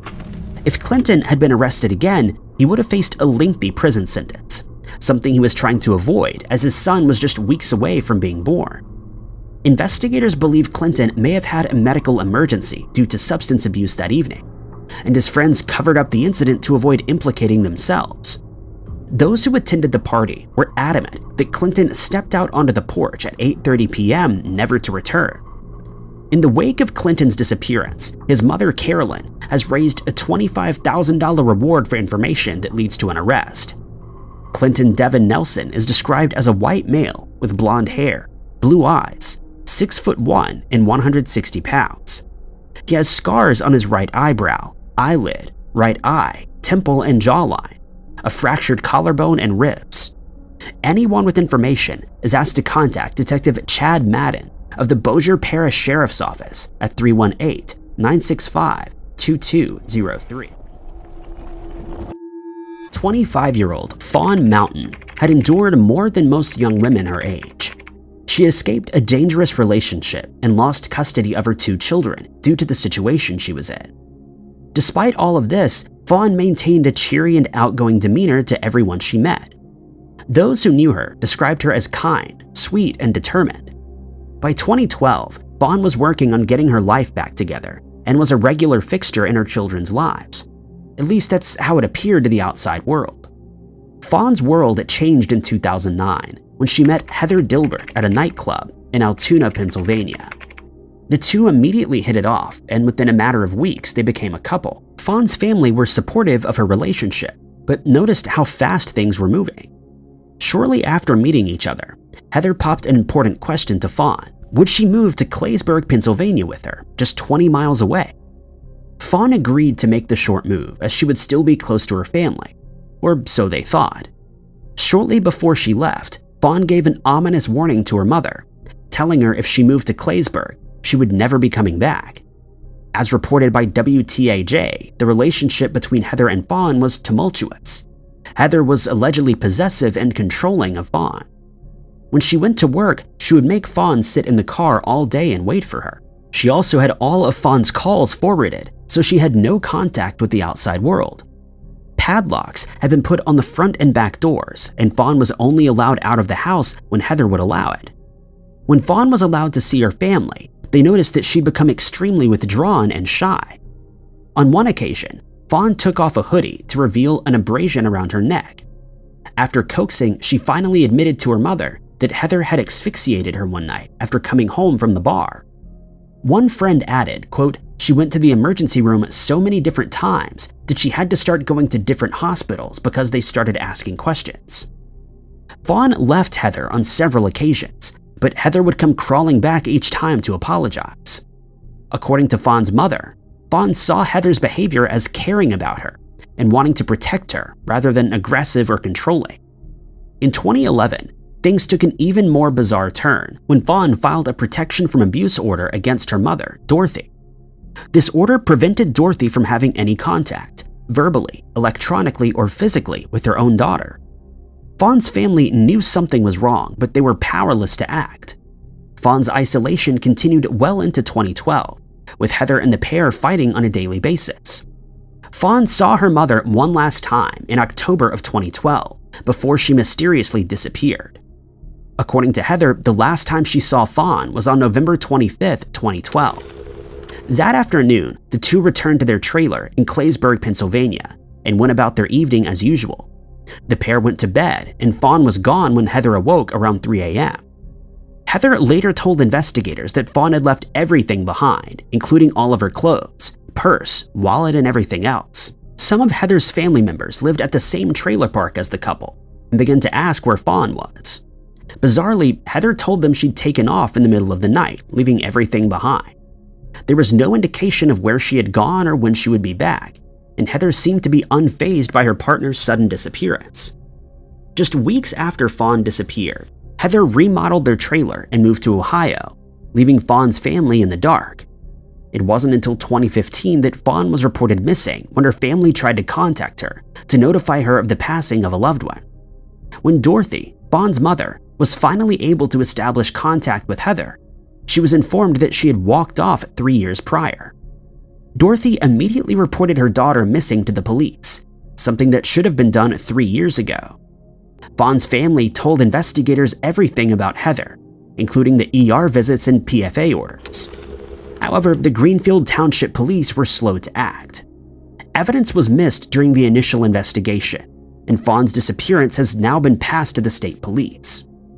Fawn Mountain was last seen on November 25th, 2012 in Claysburg, Pennsylvania. She's described as a white female with brown hair, blue eyes, 5'2" and 105 pounds. Her ears and lips are pierced, and she has an angel wing tattoo across her back with RIP Caden written on it. Anyone with information is asked to contact Trooper Dana Martini of the Pennsylvania State Police at 814-696-6100, quoting case number PA17572-793. La Noria is an abandoned town in the middle of the Atacama Desert located in Chile. It's known these days as having one of the most haunted cemeteries in the world, as many of the bodies found here have started to unearth themselves, with skeletons protruding from the ground. Many of those who live nearby say that the bodies of the dead rise at nightfall and can be seen wandering around. The following clip explores these allegations and takes a brief look at the city of La Noria.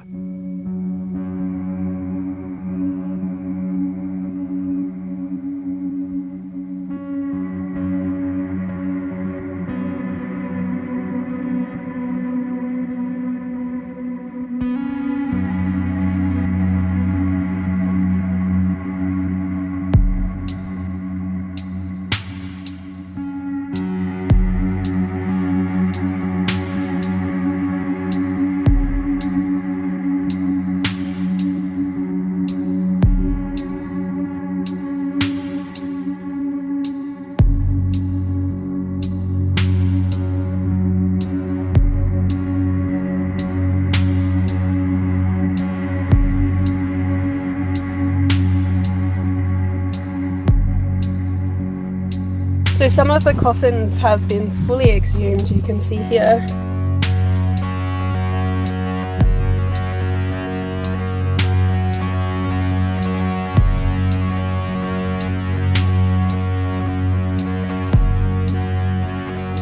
Okay guys, so really quick before we lose sun, I wanted to cover the ghostly legend of the Lanoria Cemetery. So as you've probably seen, a lot of the bodies here have been disturbed.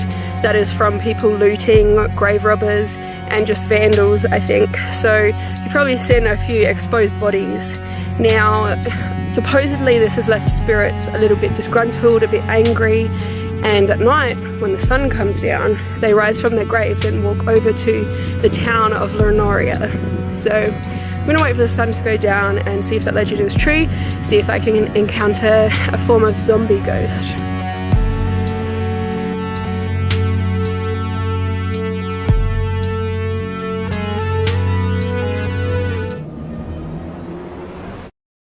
Hoibashi Forest is home to some really strange phenomena. There have been multiple UFO sightings in the area, ghost sightings, disembodied voices, and even reports of strange, unexplainable types of vegetation growing.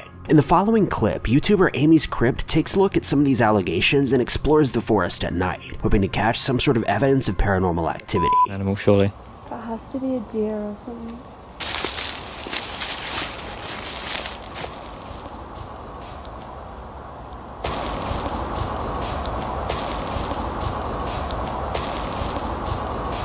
Okay, so out here, a lot of apparitions have been seen that look as if they are people, but they're made of black shadow. There's also common reports.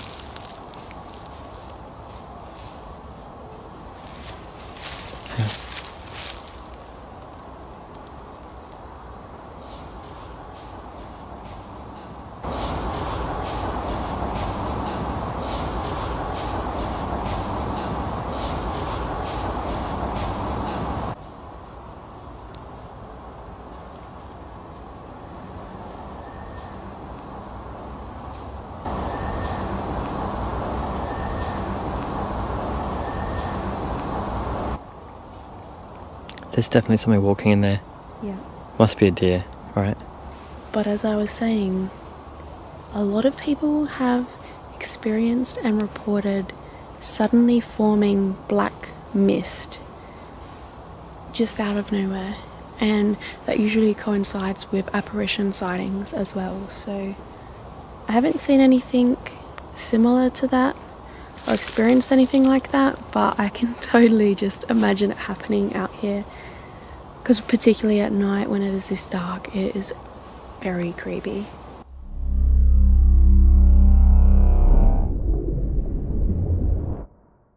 The accurately named Chillingham Palace in England is known as being one of the most haunted buildings in the country. The list of ghost sightings and apparitions could go on for days, as many of the people who resided in this palace are believed to have been tortured. Because of this, some say that the restless souls of those who passed away in the building have been wandering aimlessly for decades. Amy's Crypt documented a spirit box providing all sorts of strange, concerning responses at the palace. Take a look at an exploration of this allegedly haunted building.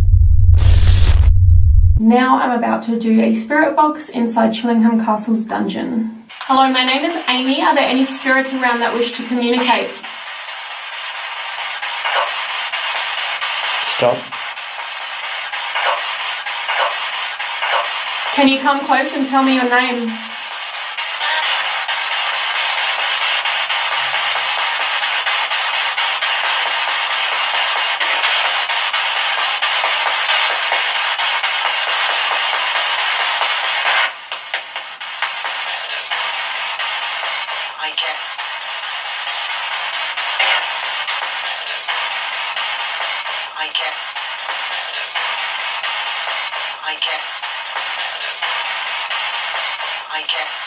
Why were you locked in the dungeon here?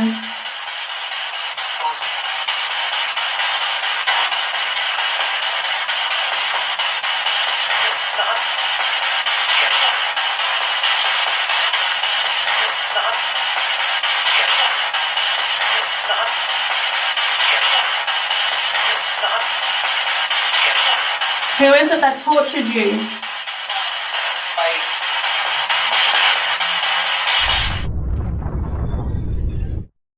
The Cathedral House Hotel, located in Scotland, is believed to have been built around the year 1887. It's considered one of the most haunted places in Scotland, located immediately across the street from the Glasgow necropolis. The building is known to have been closely connected with a nearby prison, though this prison has now been demolished. Amy's crypt decided to head to the hotel and spend a full night there, documenting any sort of potential paranormal activity that she found. In one instance, Amy's seen filming a series of toilets flushing seemingly on their own, without any sort of human interaction. So, maybe you should go in there because that's the dude's toilet.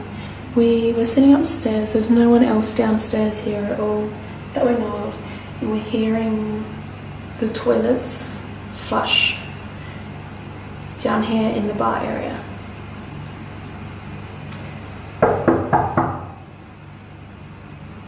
It sounds like water's running in there now too. I can check it out. Yeah, you go in there first and practice.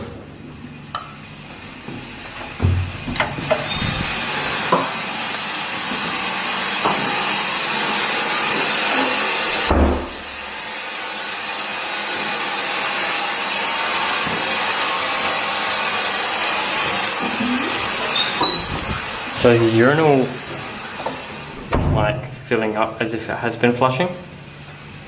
So you think it's been flushed? Do they auto do that every now and then? Let me check.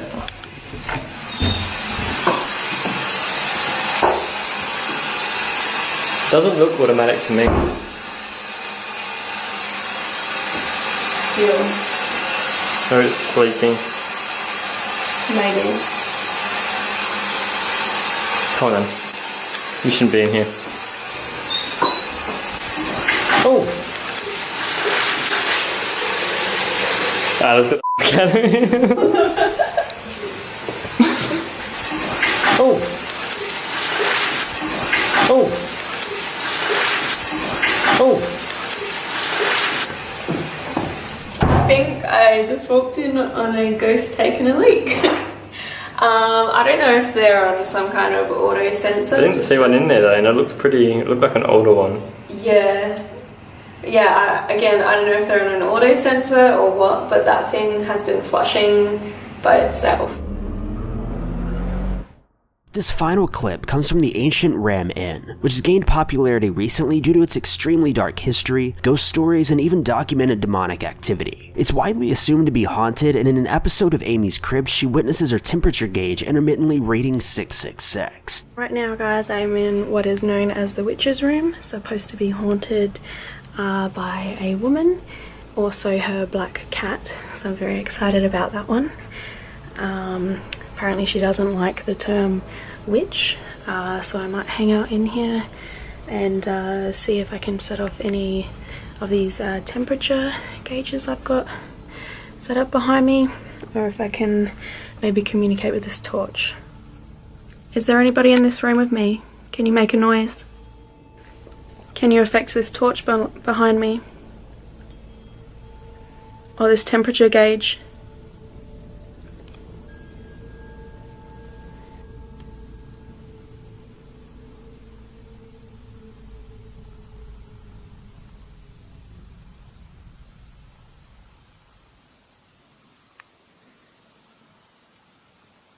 Are you there? I heard you have a cat.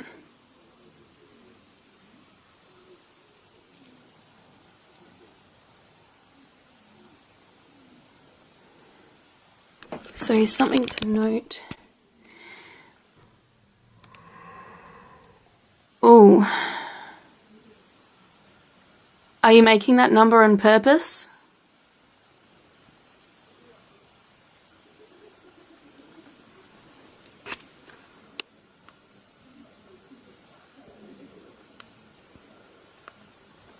Is there someone in the back corner of this room?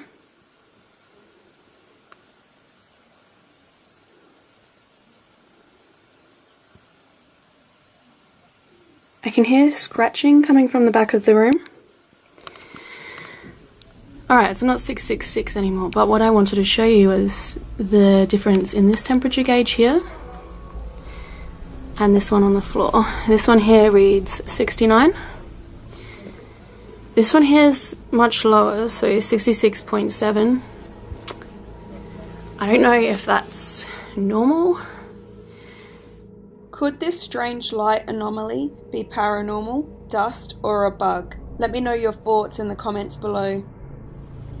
This one's staying pretty steady, though this one here is fluctuating a bit. So this has gone way back up now. So that temperature gauge is going up now, which is different to what it has been. Right behind me is the window, which is sort of at street level, and people have seen and taken photos of a woman peering out of that window.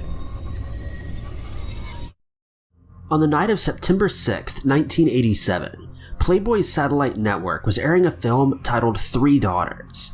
As viewers were enjoying the film, a broadcast signal intrusion occurred that completely took over the channel. A text-only message popped up on screen that said, "Thus saith the Lord thy God, remember the Sabbath and keep it holy. Repent, for the kingdom of heaven is at hand." Obviously, the takeover was done by a religious person who did not agree with the content being aired. While it's fair to agree with this outlook, it may be considered that many viewers were on a pay-per-view basis, meaning that the broadcast turned into a waste of money for the audience. Furthermore, despite the message being shared, it's illegal to intrude on a live signal. Thomas Haney was an uplink engineer at the Christian Broadcasting Network, which is a television ministry. Haney was working at the time of the hack. That and other evidence labeled Haney as a prime suspect. The religious message and the type of equipment used led police to the religious network. A VHS recording of the broadcast left subtle technical clues for investigators and ultimately was enough to incriminate CBN as the source. Investigators tried to recreate the hack using similar technology but were unsuccessful, making the trial much harder. Throughout the trial and even following it, CBN stood by their innocence and referred to the prosecution's evidence as circumstantial and weak. The jury finally sided with prosecution and found Haney guilty of at least 2 counts of signal piracy. They also revealed that Haney was responsible for at least 4 other hacks that resembled the Playboy incident. He was sentenced to 3 years of probation, a $1,000 fine, and 150 hours of community service. While the signal intrusion may not seem scary, it's very much disturbing due to the simple fact that it demonstrates how easily hackers can take over what's supposed to be a private broadcast signal. Make the best of it, but we're going to be looking for a bigger policy. I know that she wants. Steve Wilkos is a daytime TV personality that takes on cases similar to The Jerry Springer Show or Maury. The Steve Wilkos Show is owned by WGN and aired all over the country on most analog channels. The show attracts a large audience demographic and provides daytime viewers to get lost in the drama and entertainment of the show. Most viewers never would have suspected this eerie and sudden interruption though. During a 2013 episode of the show, Steve had special guests that were teens in serious relationships. A teen couple were arguing passionately back and forth as Steve attempted to mediate. Just in the midst of the dispute, a disturbing and loud tone of the emergency alert system began to play over the show's audio. As is typical with an emergency alert, the various tones and a warning screen were played. Eventually, a voice started to speak to the audience. The voice was deep and extremely distorted, with white noise and effects. The voice warned the audience, allegedly as part of the alert system, claiming, "The following messages on screen will be updated as more information becomes available. Do not attempt to approach or apprehend these bodies, as they are considered extremely dangerous." Looking at it now, it probably seems like nothing to worry about, as there's no way a zombie attack could have happened. However, considering the edit of the alert and the trust that citizens have in safety officials, massive crowds of people were concerned. Montana was one of the specific places where the interruption occurred, and the Montana police recount numerous calls coming in from all over the state to inquire about the alleged attack. Officers were eventually able to get information out of the public to reassure their safety. CBS, the parent station to WGN, released a statement describing the situation and what precautions were taken to resolve the issue. The president of CBS also stated that other local broadcast stations across the country were almost hijacked as well, thanks to failed attempts on the suspect's behalf. The truly terrifying aspect of this case is that if officials were not able to get out the truth in time, some viewers may have taken the warning too seriously and acted out, harming others or themselves. Luckily, no incidents followed as a result of the hack, and overall it was just creepy to know that such serious threats can be easily issued to the public.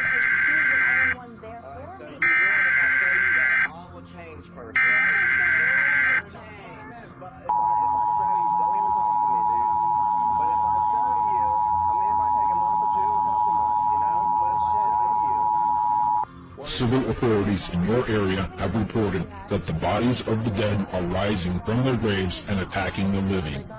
Follow the messages on screen that will be updated as information becomes available.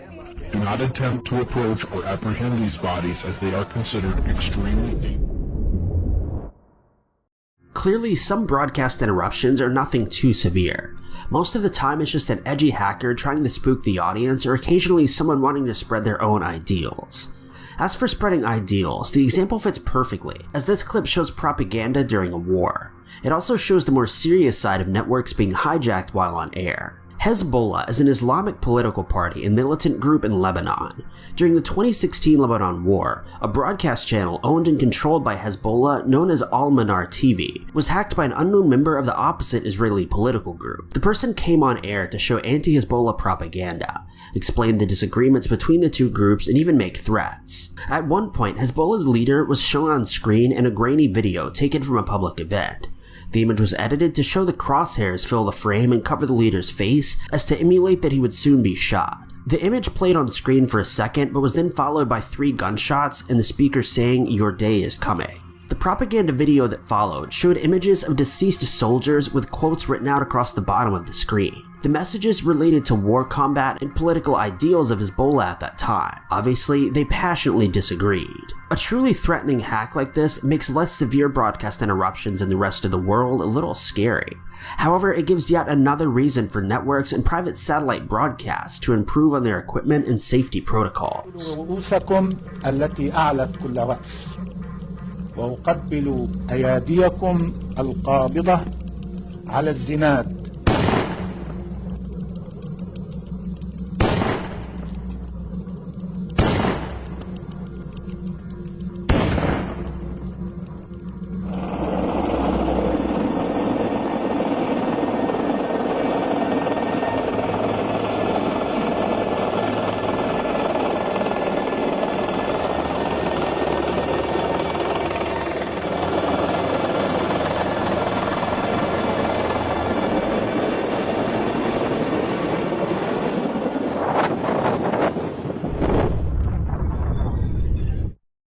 On April 27, 1986, HBO was airing the movie The Falcon and the Snowman when it was interrupted by a signal hacker. The signal was lost momentarily, just as it can be during emergency alerts or technical difficulties. There's nothing of the sort though. Instead, a man named John R. McDougall was to blame for the suddenly failed signal. After a few seconds, John successfully jammed the signal and was able to air his message. Working under the pseudonym Captain Midnight, John shared his desired broadcast for almost 5 minutes while the stations responsible for regularly scheduled programming frantically fought to remove John from the signal. The message displayed by Captain Midnight is almost comical, as it surrounds such a casual issue. John, though, felt passionately enough about the issue to risk signal piracy charges. In front of a technical display screen, white text simply read, "Good evening HBO. From Captain Midnight, $12.99 a month, no way." Clearly, John was deeply upset by the quickly rising cost of satellite cable subscriptions such as HBO, and wanted to hack the signal as an act of protest in place of an idea agreed upon by many viewers. Unfortunately, despite how his message may seem harmless or even humorous, piracy is a serious crime. As a result of this incident, John was arrested and charged with signal piracy. Under an agreement with the prosecutor, he plea bargained and received a $5,000 fine, 1 year unsupervised probation, and his amateur radio license was suspended for a year. This intrusion gained a significant amount of attention and controversy when it happened. Many Americans feared that if a single man can hack a channel just to complain about rising bills, it meant that someone more dangerous could also gain that same control. These type of signal intrusions are a threat that must be carefully considered in a case of wartime. One executive deemed the crime video terrorism, and efforts grew even stronger to try to protect the signals.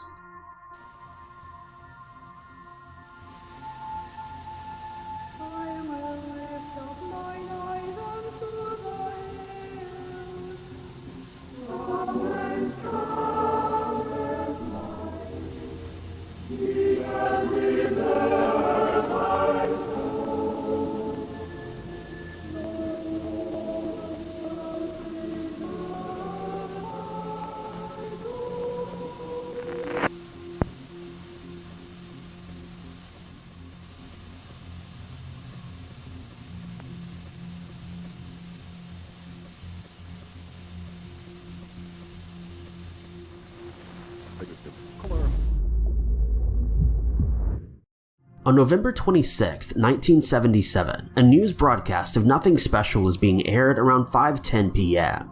As the news anchor read out its current story, the video became grainy and distorted. Finally, a male voice began to speak. In this case, the hacker was posing as an extraterrestrial life form wanting to communicate with Earthlings. The anonymous hacker called himself Vrilon and claimed to be from an intergalactic association. Despite his English accent, Vrilon gained some points for using impressive video editing skills to disguise his voice. Vrilon stated that he'd spoken to humans before hijacking the station out of respect, but could no longer sit by and watch Earth destroy itself. Vrilon controlled the signal for over 6 minutes, in which time he provided details about his opinions and his demands. He detailed that Earthlings needed to stop their destructive path of pollution, and more as it was harmful for the planet.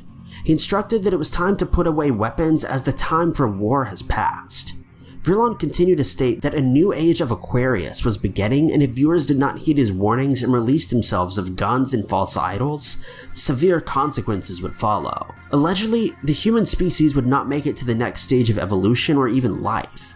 While you may see this message as encouraging, it was certainly shared in a threatening manner. Additionally, the hijacking incident was one of the first ever to occur, paving the way for other dangerous hackers. These include stopping the execution of all captured prisoners of war, allowing Bureau to take negotiations being arrested. In Australia, Mr. K. Packer's cricketers are still pleading by yesterday's High Court decision, which lifted the ban on them playing Test matches. This is the voice of Allah, representative of the Ashtar Galactic Command, speaking to you. For many years you have seen us as lights in the skies. We speak to you now to seriously as we have done to your brothers and sisters all over this, your planet Earth. Bob Lazar claimed to have worked at Area 51 in the 1980s. Bob Lazar claimed from 1988 to 1989 he worked at a base on the Area 51 complex known as S4. He claimed the base was carved into a mountain range. While inside the base, he claimed he saw a flying disc type UFO which had an American flag imprinted on it. Once he saw this, he believed the reports of UFOs may have simply been this type of technology which the public is unaware of. He claimed it was his task to reverse engineer the UFO. By doing this, he stated that he found the craft used propelled gravity generators and was fueled by element 115. Element 115 was not confirmed to have existed or been discovered until 2013. However, Bob Lazar spoke about the element 24 years before its discovery. He claimed there were 9 of the UFO spacecraft at Area 51 in 1989. He claimed to have seen documents which stated that the UFOs which he was back engineering originally came from the Zeta Reticuli star system. In the UFO community, the Zeta Reticuli star system is said to be home to the Zeta Reticulis. These have also become known as the Greys. The Greys are the most reported aliens in alien abduction cases. People such as Barney and Betty Hill have reported to have been abducted by them.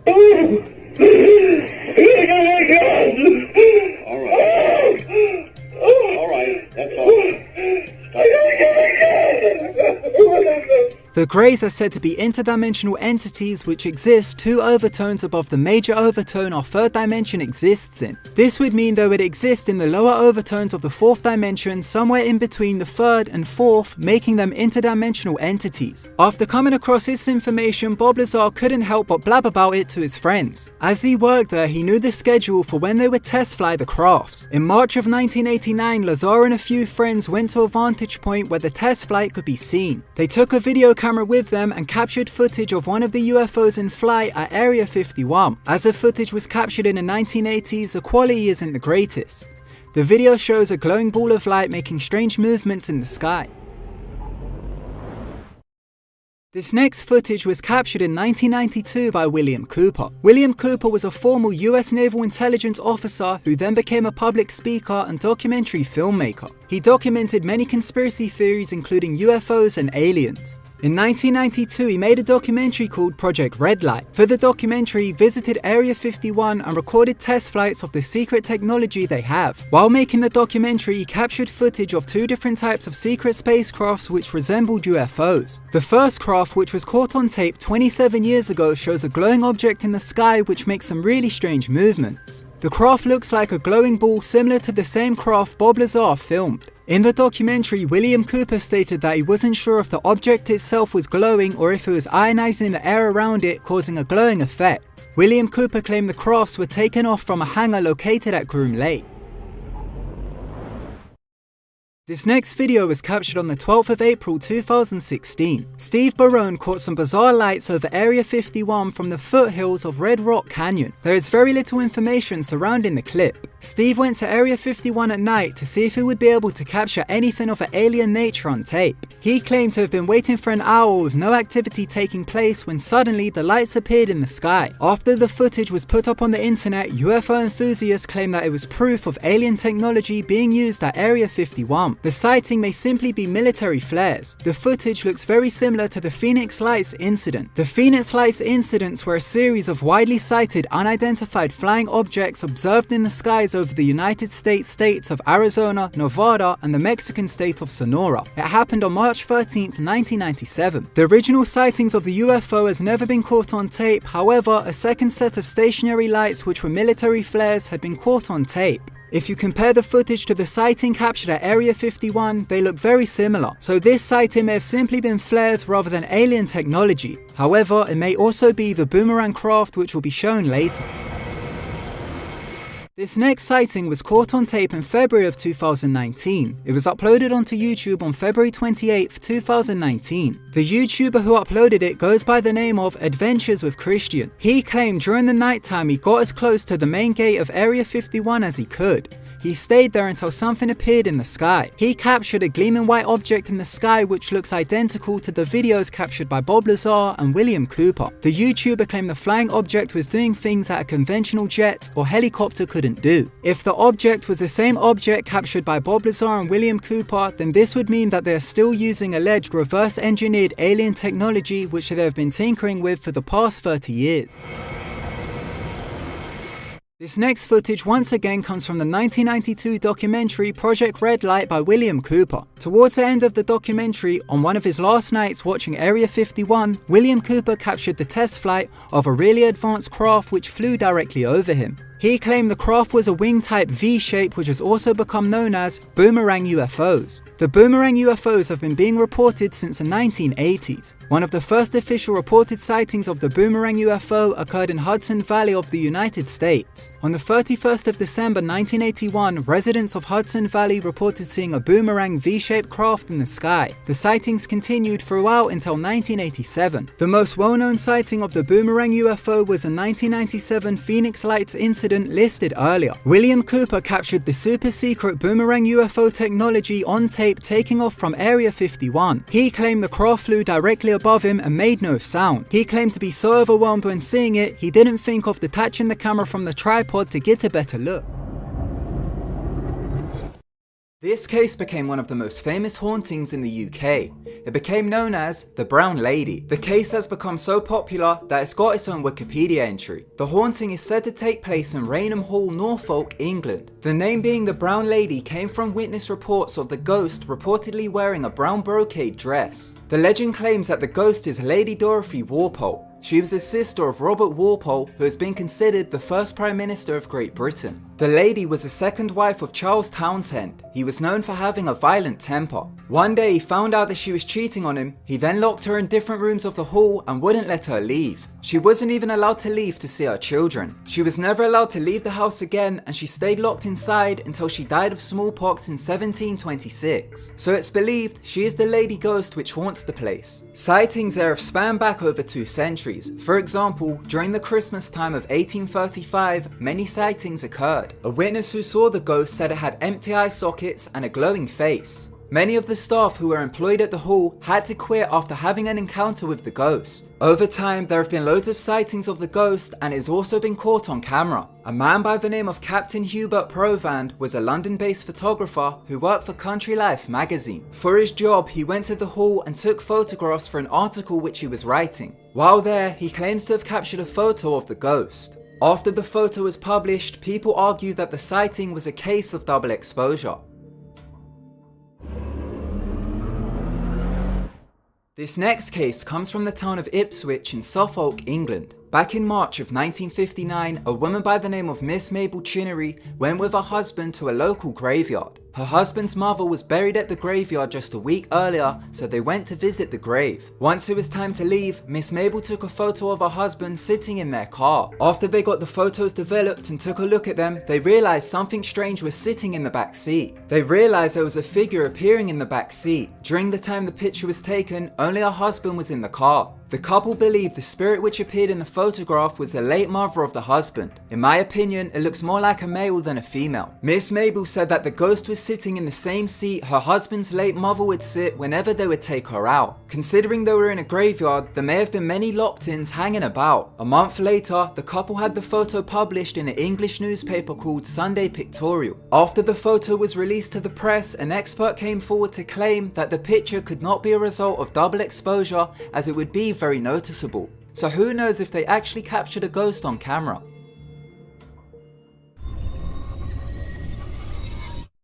This next case comes from New York. Back in 1988, a 58-year-old woman by the name of Rose Bevento was involved in a car crash. She was traveling down the roads of Pawling, New York. She then almost hit a stray dog in the road. She swerved out the road and completely totaled the car. The crash destroyed the car, but somehow Rose escaped uninjured. The emergency services arrived and were shocked to find Rose safe and sound. The Pawling Fire Department took pictures of the wreckage. Once they got the pictures back, they noticed that they caught something on camera. Next to the wreckage, something appears which looks pale white and translucent. The firefighters analysed the pictures and got the negatives. They showed that the figure could still be seen. After Rose saw the photo, she claimed that she believed it was an angel which saved her from being hurt during the crash. This next case comes from London. In London, there is a place called the National Maritime Museum. The place is graded as an ancient monument. The museum has some history behind it. Back in 1635, it housed Anne of Denmark. This was the queen of King James I. There is a place there known as the Queen's House. Back in 1966, Reverend Ralph Hardy visited the Queen's house. While there, he was taking photographs. He took a photo of a staircase called the Tulip Staircase. Once he got the photos developed, he showed them to a friend. His friend then went on to ask him who he was taking a photo of. When he looked at the photo, he was shocked to find something appearing at the bottom which looks like it's holding on to the bottom of the staircase. While taking the photo, there was no one there. The photo was later analysed by experts, including people at Kodak. They concluded that the photograph was genuine and had not been tampered with. This next case has become one of the scariest hauntings in America. Back in 1974, some guy called Ronald DeFeo Jr. went crazy and murdered his entire family. This included his parents and 4 siblings, the youngest one being 9 years old. Ronald DeFeo Jr. woke up in his basement at 3:15 AM. He claimed to be hearing voices. The voices he claimed were of his family conspiring to kill him. He claims a black-handed hooded demon then gave him a rifle which he murdered his family with. His family was sleeping when he carried out the crimes. After the police arrived and the investigation started, he claimed the house was haunted, which drove him to killing everyone. He also claimed to be possessed. A year went by and the house was sold to a family. The Lutz family moved in, but they only lasted 28 days. They then ran out of the house screaming. They didn't take anything with them and claimed something paranormal was the cause. Because of the house's history, several paranormal investigations were carried out. Ed and Lorraine Warren, who are famous for their investigations, went to the house to see what was going on. A seance was carried out, and also cameras set on self-timers were placed around the house. While the cameras were active, they caught a photo of a little boy in the house.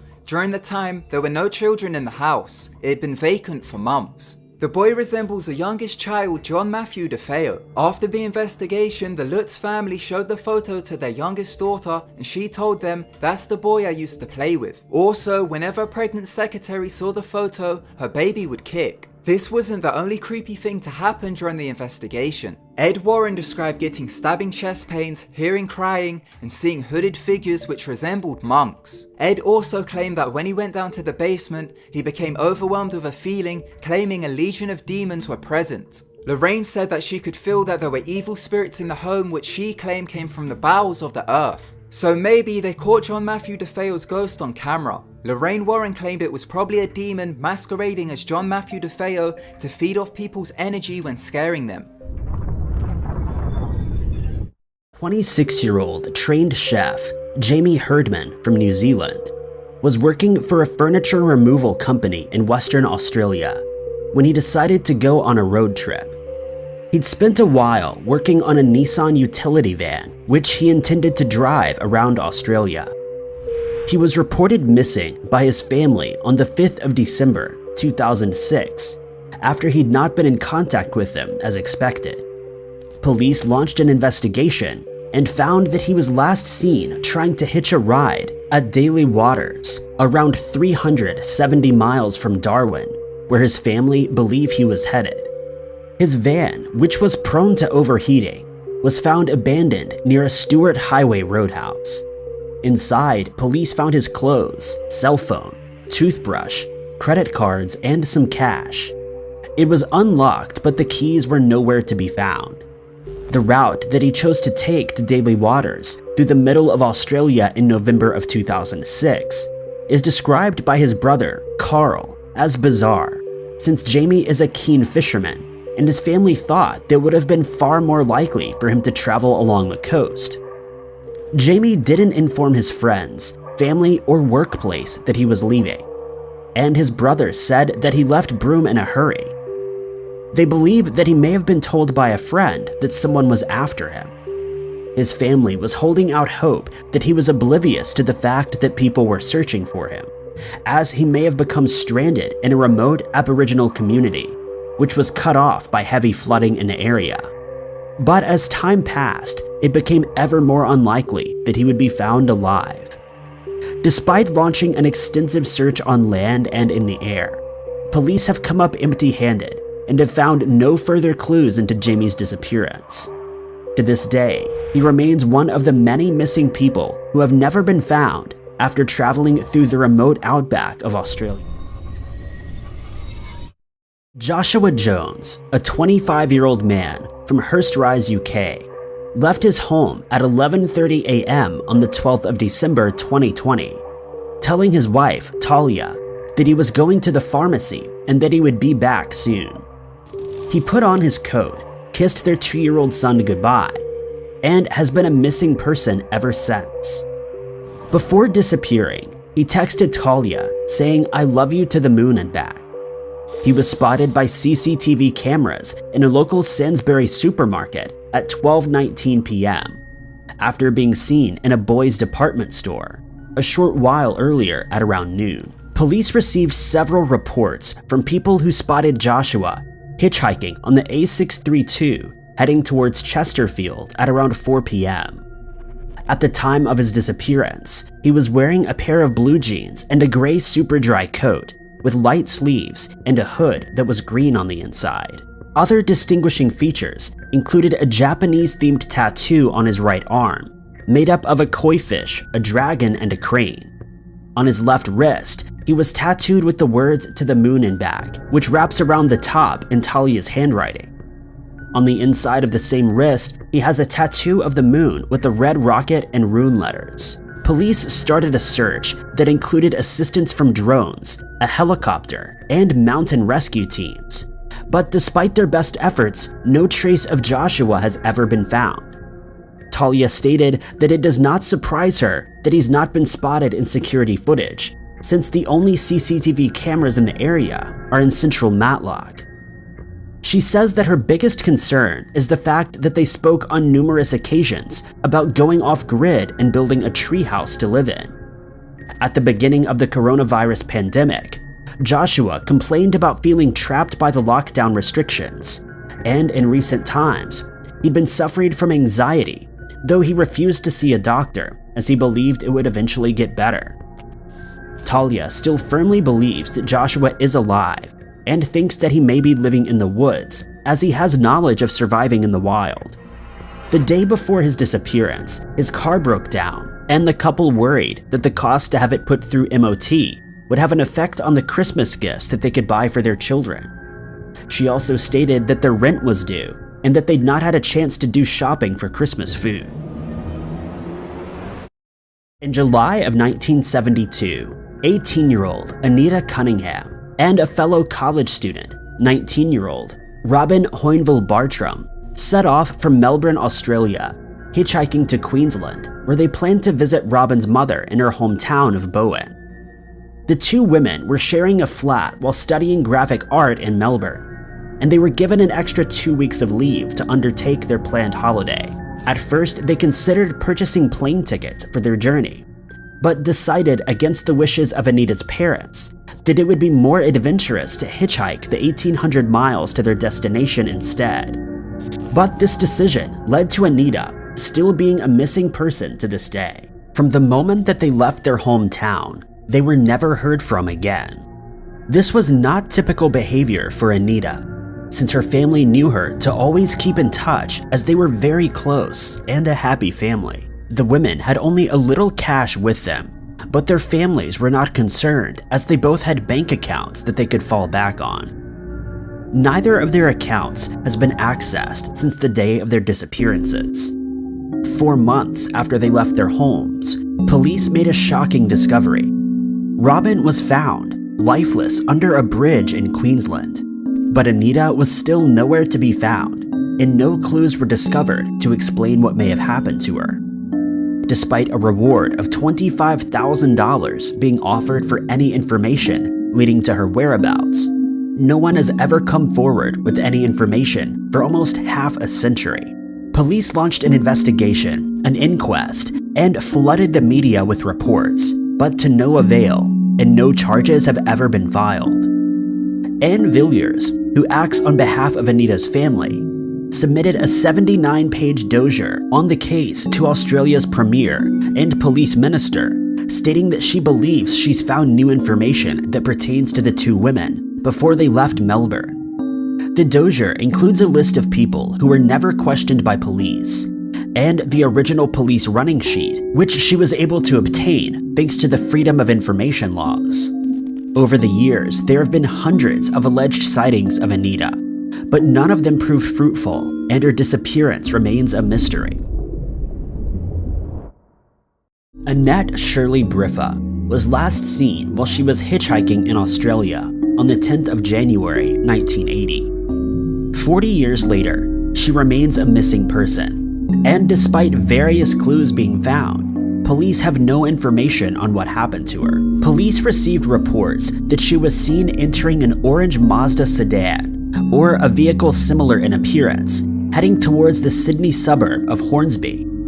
Annette's brother, Raymond, told police that the vehicle she was seen getting into matched that of his uncle, an orange Ford Escort. Not long after her disappearance, the uncle abandoned his car in the remote bushland on the central coast of Australia. It was later discovered that the same uncle had been convicted of a crime some time before, which caused police to consider him a suspect. Annette fought with her possessive and alcoholic father on numerous occasions, and had previously run away from home after their arguments.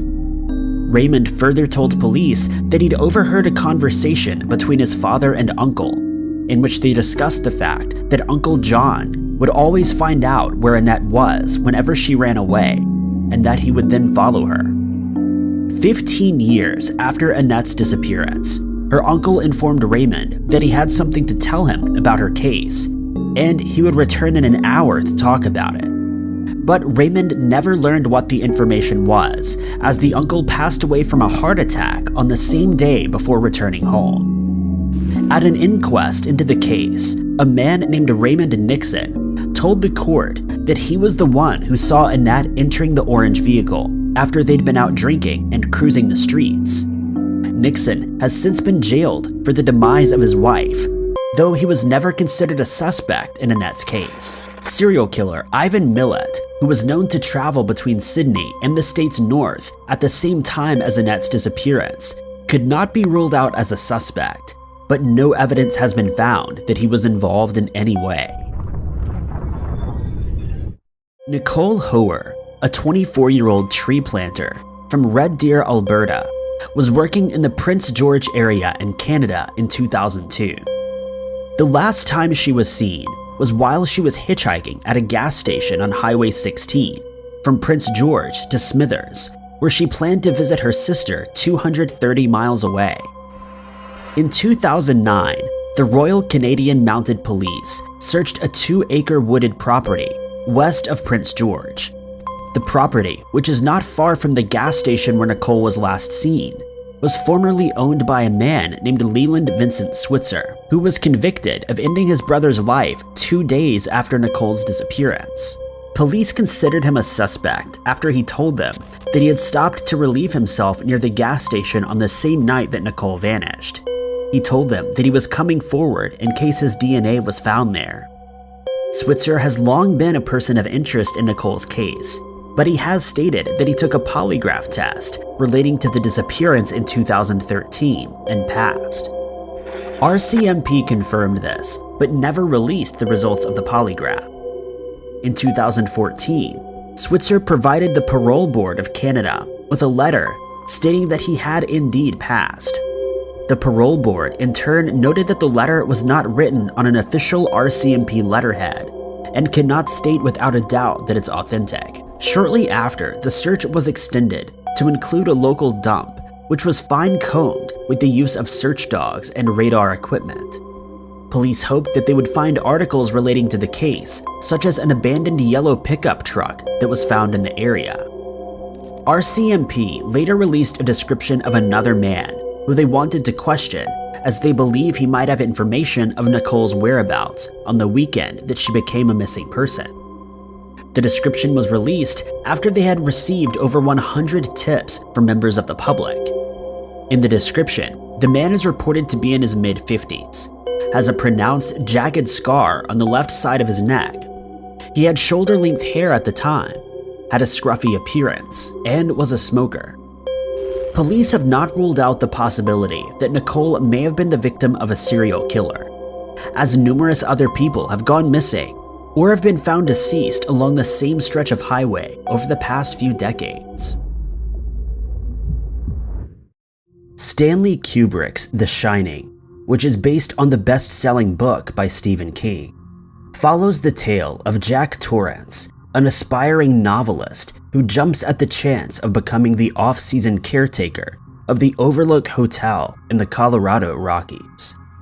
He intends to spend the harsh winter in the deserted hotel with his wife and young son, but the solitude and lack of alcohol take their toll, and he gradually loses his mind amidst the supernatural forces that occupy the hotel. He is eventually convinced by one of the spirits to end the lives of his family, chasing them out into the snow, where they manage to escape, and he succumbs to the freezing conditions. But an internet theory has suggested that there is more at play than meets the eye. It suggests that the movie is actually a narrative on the CIA mind control program called MK Ultra. The program was developed for the CIA after the organization became concerned that communists had discovered techniques allowing them to use mind control. And so the CIA developed its own program that has been dubbed the most sustained search for techniques of mind control in history. The theory stems from a poster that can be seen in one scene of The Shining. While Jack's son, Danny, is at play in the hotel's playroom, he turns around to see the Grady twins standing behind him. On a wall in the background, a poster of a man on skis with the word Monarch is on display. Theorists claim that Monarch was the code name for MK Ultra, and that the family had been lured to the hotel as isolated test subjects. As mind control starts to take hold, they begin to hallucinate, and all of the paranormal events witnessed by the family are merely in their heads. The theory is bolstered by the fact that when Jack is being interviewed for the job, the hotel's general manager, Stuart Ullman, calls for his assistant, Bill Watson, to join them. It's theorized that Watson is actually the head of the MK Ultra program, and he sits in on the interview to assess whether Jack is the subject that they've been looking for. Quentin Tarantino's Pulp Fiction is considered by many to be one of the greatest movies ever made. It's full of humor, violence, great characters, and a gripping storyline. But by far, the most spoken about aspect of the film is a scene that left everyone baffled. Two of the characters, Vincent and Jules, retrieve a briefcase from their boss, Marcellus Wallace. When the briefcase is opened, an orange glow emanates from it, causing odd reactions from those who see what's inside. But viewers never get to see what is revealed, and this has given rise to many fan theories. Some have guessed it may have been something as mundane as gold and diamonds, or maybe jewelry. Others suggest that it was an irradiated isotope, or possibly Elvis's iconic gold suit. But other theories propose that it may contain something more supernatural in nature. One such theory suggests that Marcellus sold his soul to the devil in order to gain power in the criminal underworld, and that it is kept in the briefcase. The code to unlock the briefcase is revealed to be 666, the number of the beast as described in the Bible, and since one scene, shot over Marcellus's shoulder, shows a band-aid on the back of his head, it's suggested that this is where his soul came from. It's also been theorized that the holy mission that Jules undertakes leads him to become a shepherd for the righteous man. Mario, the chubby plumber from the massively popular Nintendo game franchise, has appeared in over 200 video games since he was created by Shigeru Miyamoto in 1983. Together with his brother Luigi, he is on a seemingly never-ending quest to save Princess Peach from the game's antagonist, Bowser, a tortoise-like, fire-breathing creature featuring elements of a dragon and an ox. When Super Mario Galaxy 2 was released in 2010, its graphics and gameplay were praised for being near perfect, and upon release, the game met critical acclaim, with some critics hailing it as the greatest game ever developed. During Mario's adventure, he once again attempts to rescue Princess Peach while searching for and collecting 242 Power Stars along the way. The princess has been kidnapped by Bowser and taken to the center of the universe where she awaits her rescuer. Throughout his quest, Mario travels to various galaxies in search for the princess, and during one of the transitions where he's catapulted through space, an eagle-eyed gamer spotted something strange that has sparked a dark and twisted internet theory. If Mario's point of view is shifted at just the right moment during the transition, a few dark, mysterious figures can be seen on the horizon, seemingly peering down ominously at the traveler whizzing by. The area containing the strange figures is not accessible in the game, and there's no way to get closer to them, even with the use of hacks. Most people didn't even notice that they were there, and others assumed that they were trees growing on the horizon. But a closer look reveals that they have eyes and long arms, giving rise to the question of what their purpose is. One gamer who had a closer look at the game's data discovered that the sky texture for that particular level is named Beyond Hell Valley Sky. And since there's no level called Hell Valley, a theory arose. Since the game is set in space, it's been suggested that the figures are actually native aliens who are powerless witnesses to the destruction of their planet caused by Mario. That 70s Show was a sitcom released in 1998 and follows the lives of 6 friends from 1976 to 1979. Much of the show takes place in the renovated basement of the house owned by the Foreman family, of which Eric is the only son. At one point in the show, one of the friends, Hyde, is invited to move in with the Foremans in order to give him a more stable home life. Eric also dates his next-door neighbor, Donna, and the group of friends spend their time getting into trouble, going to school, and working on their romantic relationships. At the end of the 7th season, however, Eric decides to move to Africa in order to teach, meaning that he would not appear in the show as he did before, until the very last minute of the show's last episode. This decision was made by Topher Grace, the actor who portrayed Eric Foreman, after the show's schedule didn't allow for him to pursue other acting opportunities. Though the show carried on without him, making reference to his character at least once during each episode, his omission from the cast left many fans wondering whether there was another reason for his departure, birthing a slew of fan theories. One theory suggests that it is all explained during the 4th season when a tornado approaches the town. On the same night, the school's snow prom is scheduled, and the whole group plans to attend. Eric realizes that he forgot to fetch Donna from her job at the local radio station, and sets out to pick her up, oblivious to the tornado warning that has been issued. As he drives to the radio station, the tornado can be seen in his Vista cruiser. Back at the house, Eric's parents learn that the warning has been lifted, and an announcer states that a local teen is in critical condition. The theory suggests that the teen is, in fact, Eric. His friends who are attending prom would be oblivious to the fact that he was out in the storm until it passes, and since Donna is still at work, she assumes he didn't survive due to the terrible weather. And so Eric lies in the hospital in a coma after the storm, accounting for his absence from the rest of the show. The rest of the episodes are created by his brain attempting to fill in the blanks and unresolved issues that were present at the time. The new developments in his neighborhood are created in his mind by his friends and family talking to him at his bedside. In the last season, Eric's brain does a test to see what everyone's lives would be like without him. He realizes they would ultimately be fine, and he passes away. His return in the last episode is said to be his mind's way of bidding farewell to his loved ones. My Neighbor Totoro is a Japanese animated fantasy movie from Studio Ghibli, released in 1988. The plot revolves around a professor's 2 daughters, who are named Satsuki and Mei, during the 1950s, when the family moves into an old house in order to be closer to the hospital where their mother is recovering from an illness. They soon discover that the house is occupied by tiny house spirits called Susuwatari that are seen by the characters when they move from dark areas into lighter ones.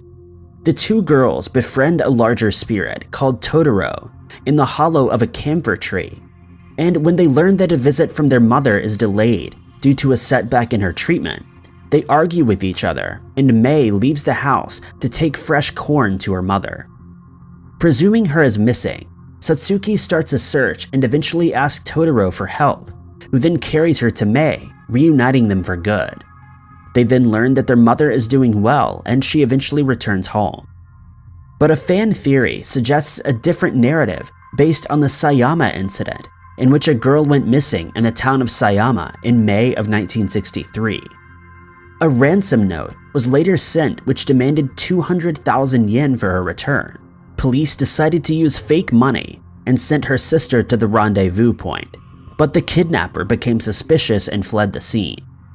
The kidnapper ultimately took his victim's life, causing her sister to end her own life. And so many parallels can be drawn between this incident and the animated film. In the movie, both sisters' names refer to the month of May, which is when the Sayama incident took place. Satsuki is the traditional Japanese name for the month of May, while the second sister, Mei's name, is a little more obvious in comparison. Furthermore, in one scene, a box of tea can be seen in the background, with the Japanese writing on the side that translates to Sayama, the area in which the incident took place. Next comes the part of the film when Mei goes missing after leaving the family's house. She's seen crying at the foot of 6 Jizo statues, which are considered to be the protectors of those who pass away at a young age. When Satsuki asks Totoro to help her find her sister, she's transported on a cat bus which has the words Grave Road written on it, suggesting that they're traveling to the afterlife. When the sisters eventually return home, they appear to have no shadows, suggesting that they've passed away and become spirits, with one following the other out of grief. The theory, therefore, suggests that the Susuwatari are in fact just symbolism for the afterlife, where the 2 sisters now reside. Thank you guys so much for watching. If you like this video, be sure to hit that like button. Also, don't forget to subscribe and click that notification bell to keep up to date with all of our future uploads. But I've been Ty Knotts, and I'll catch you guys in the next video.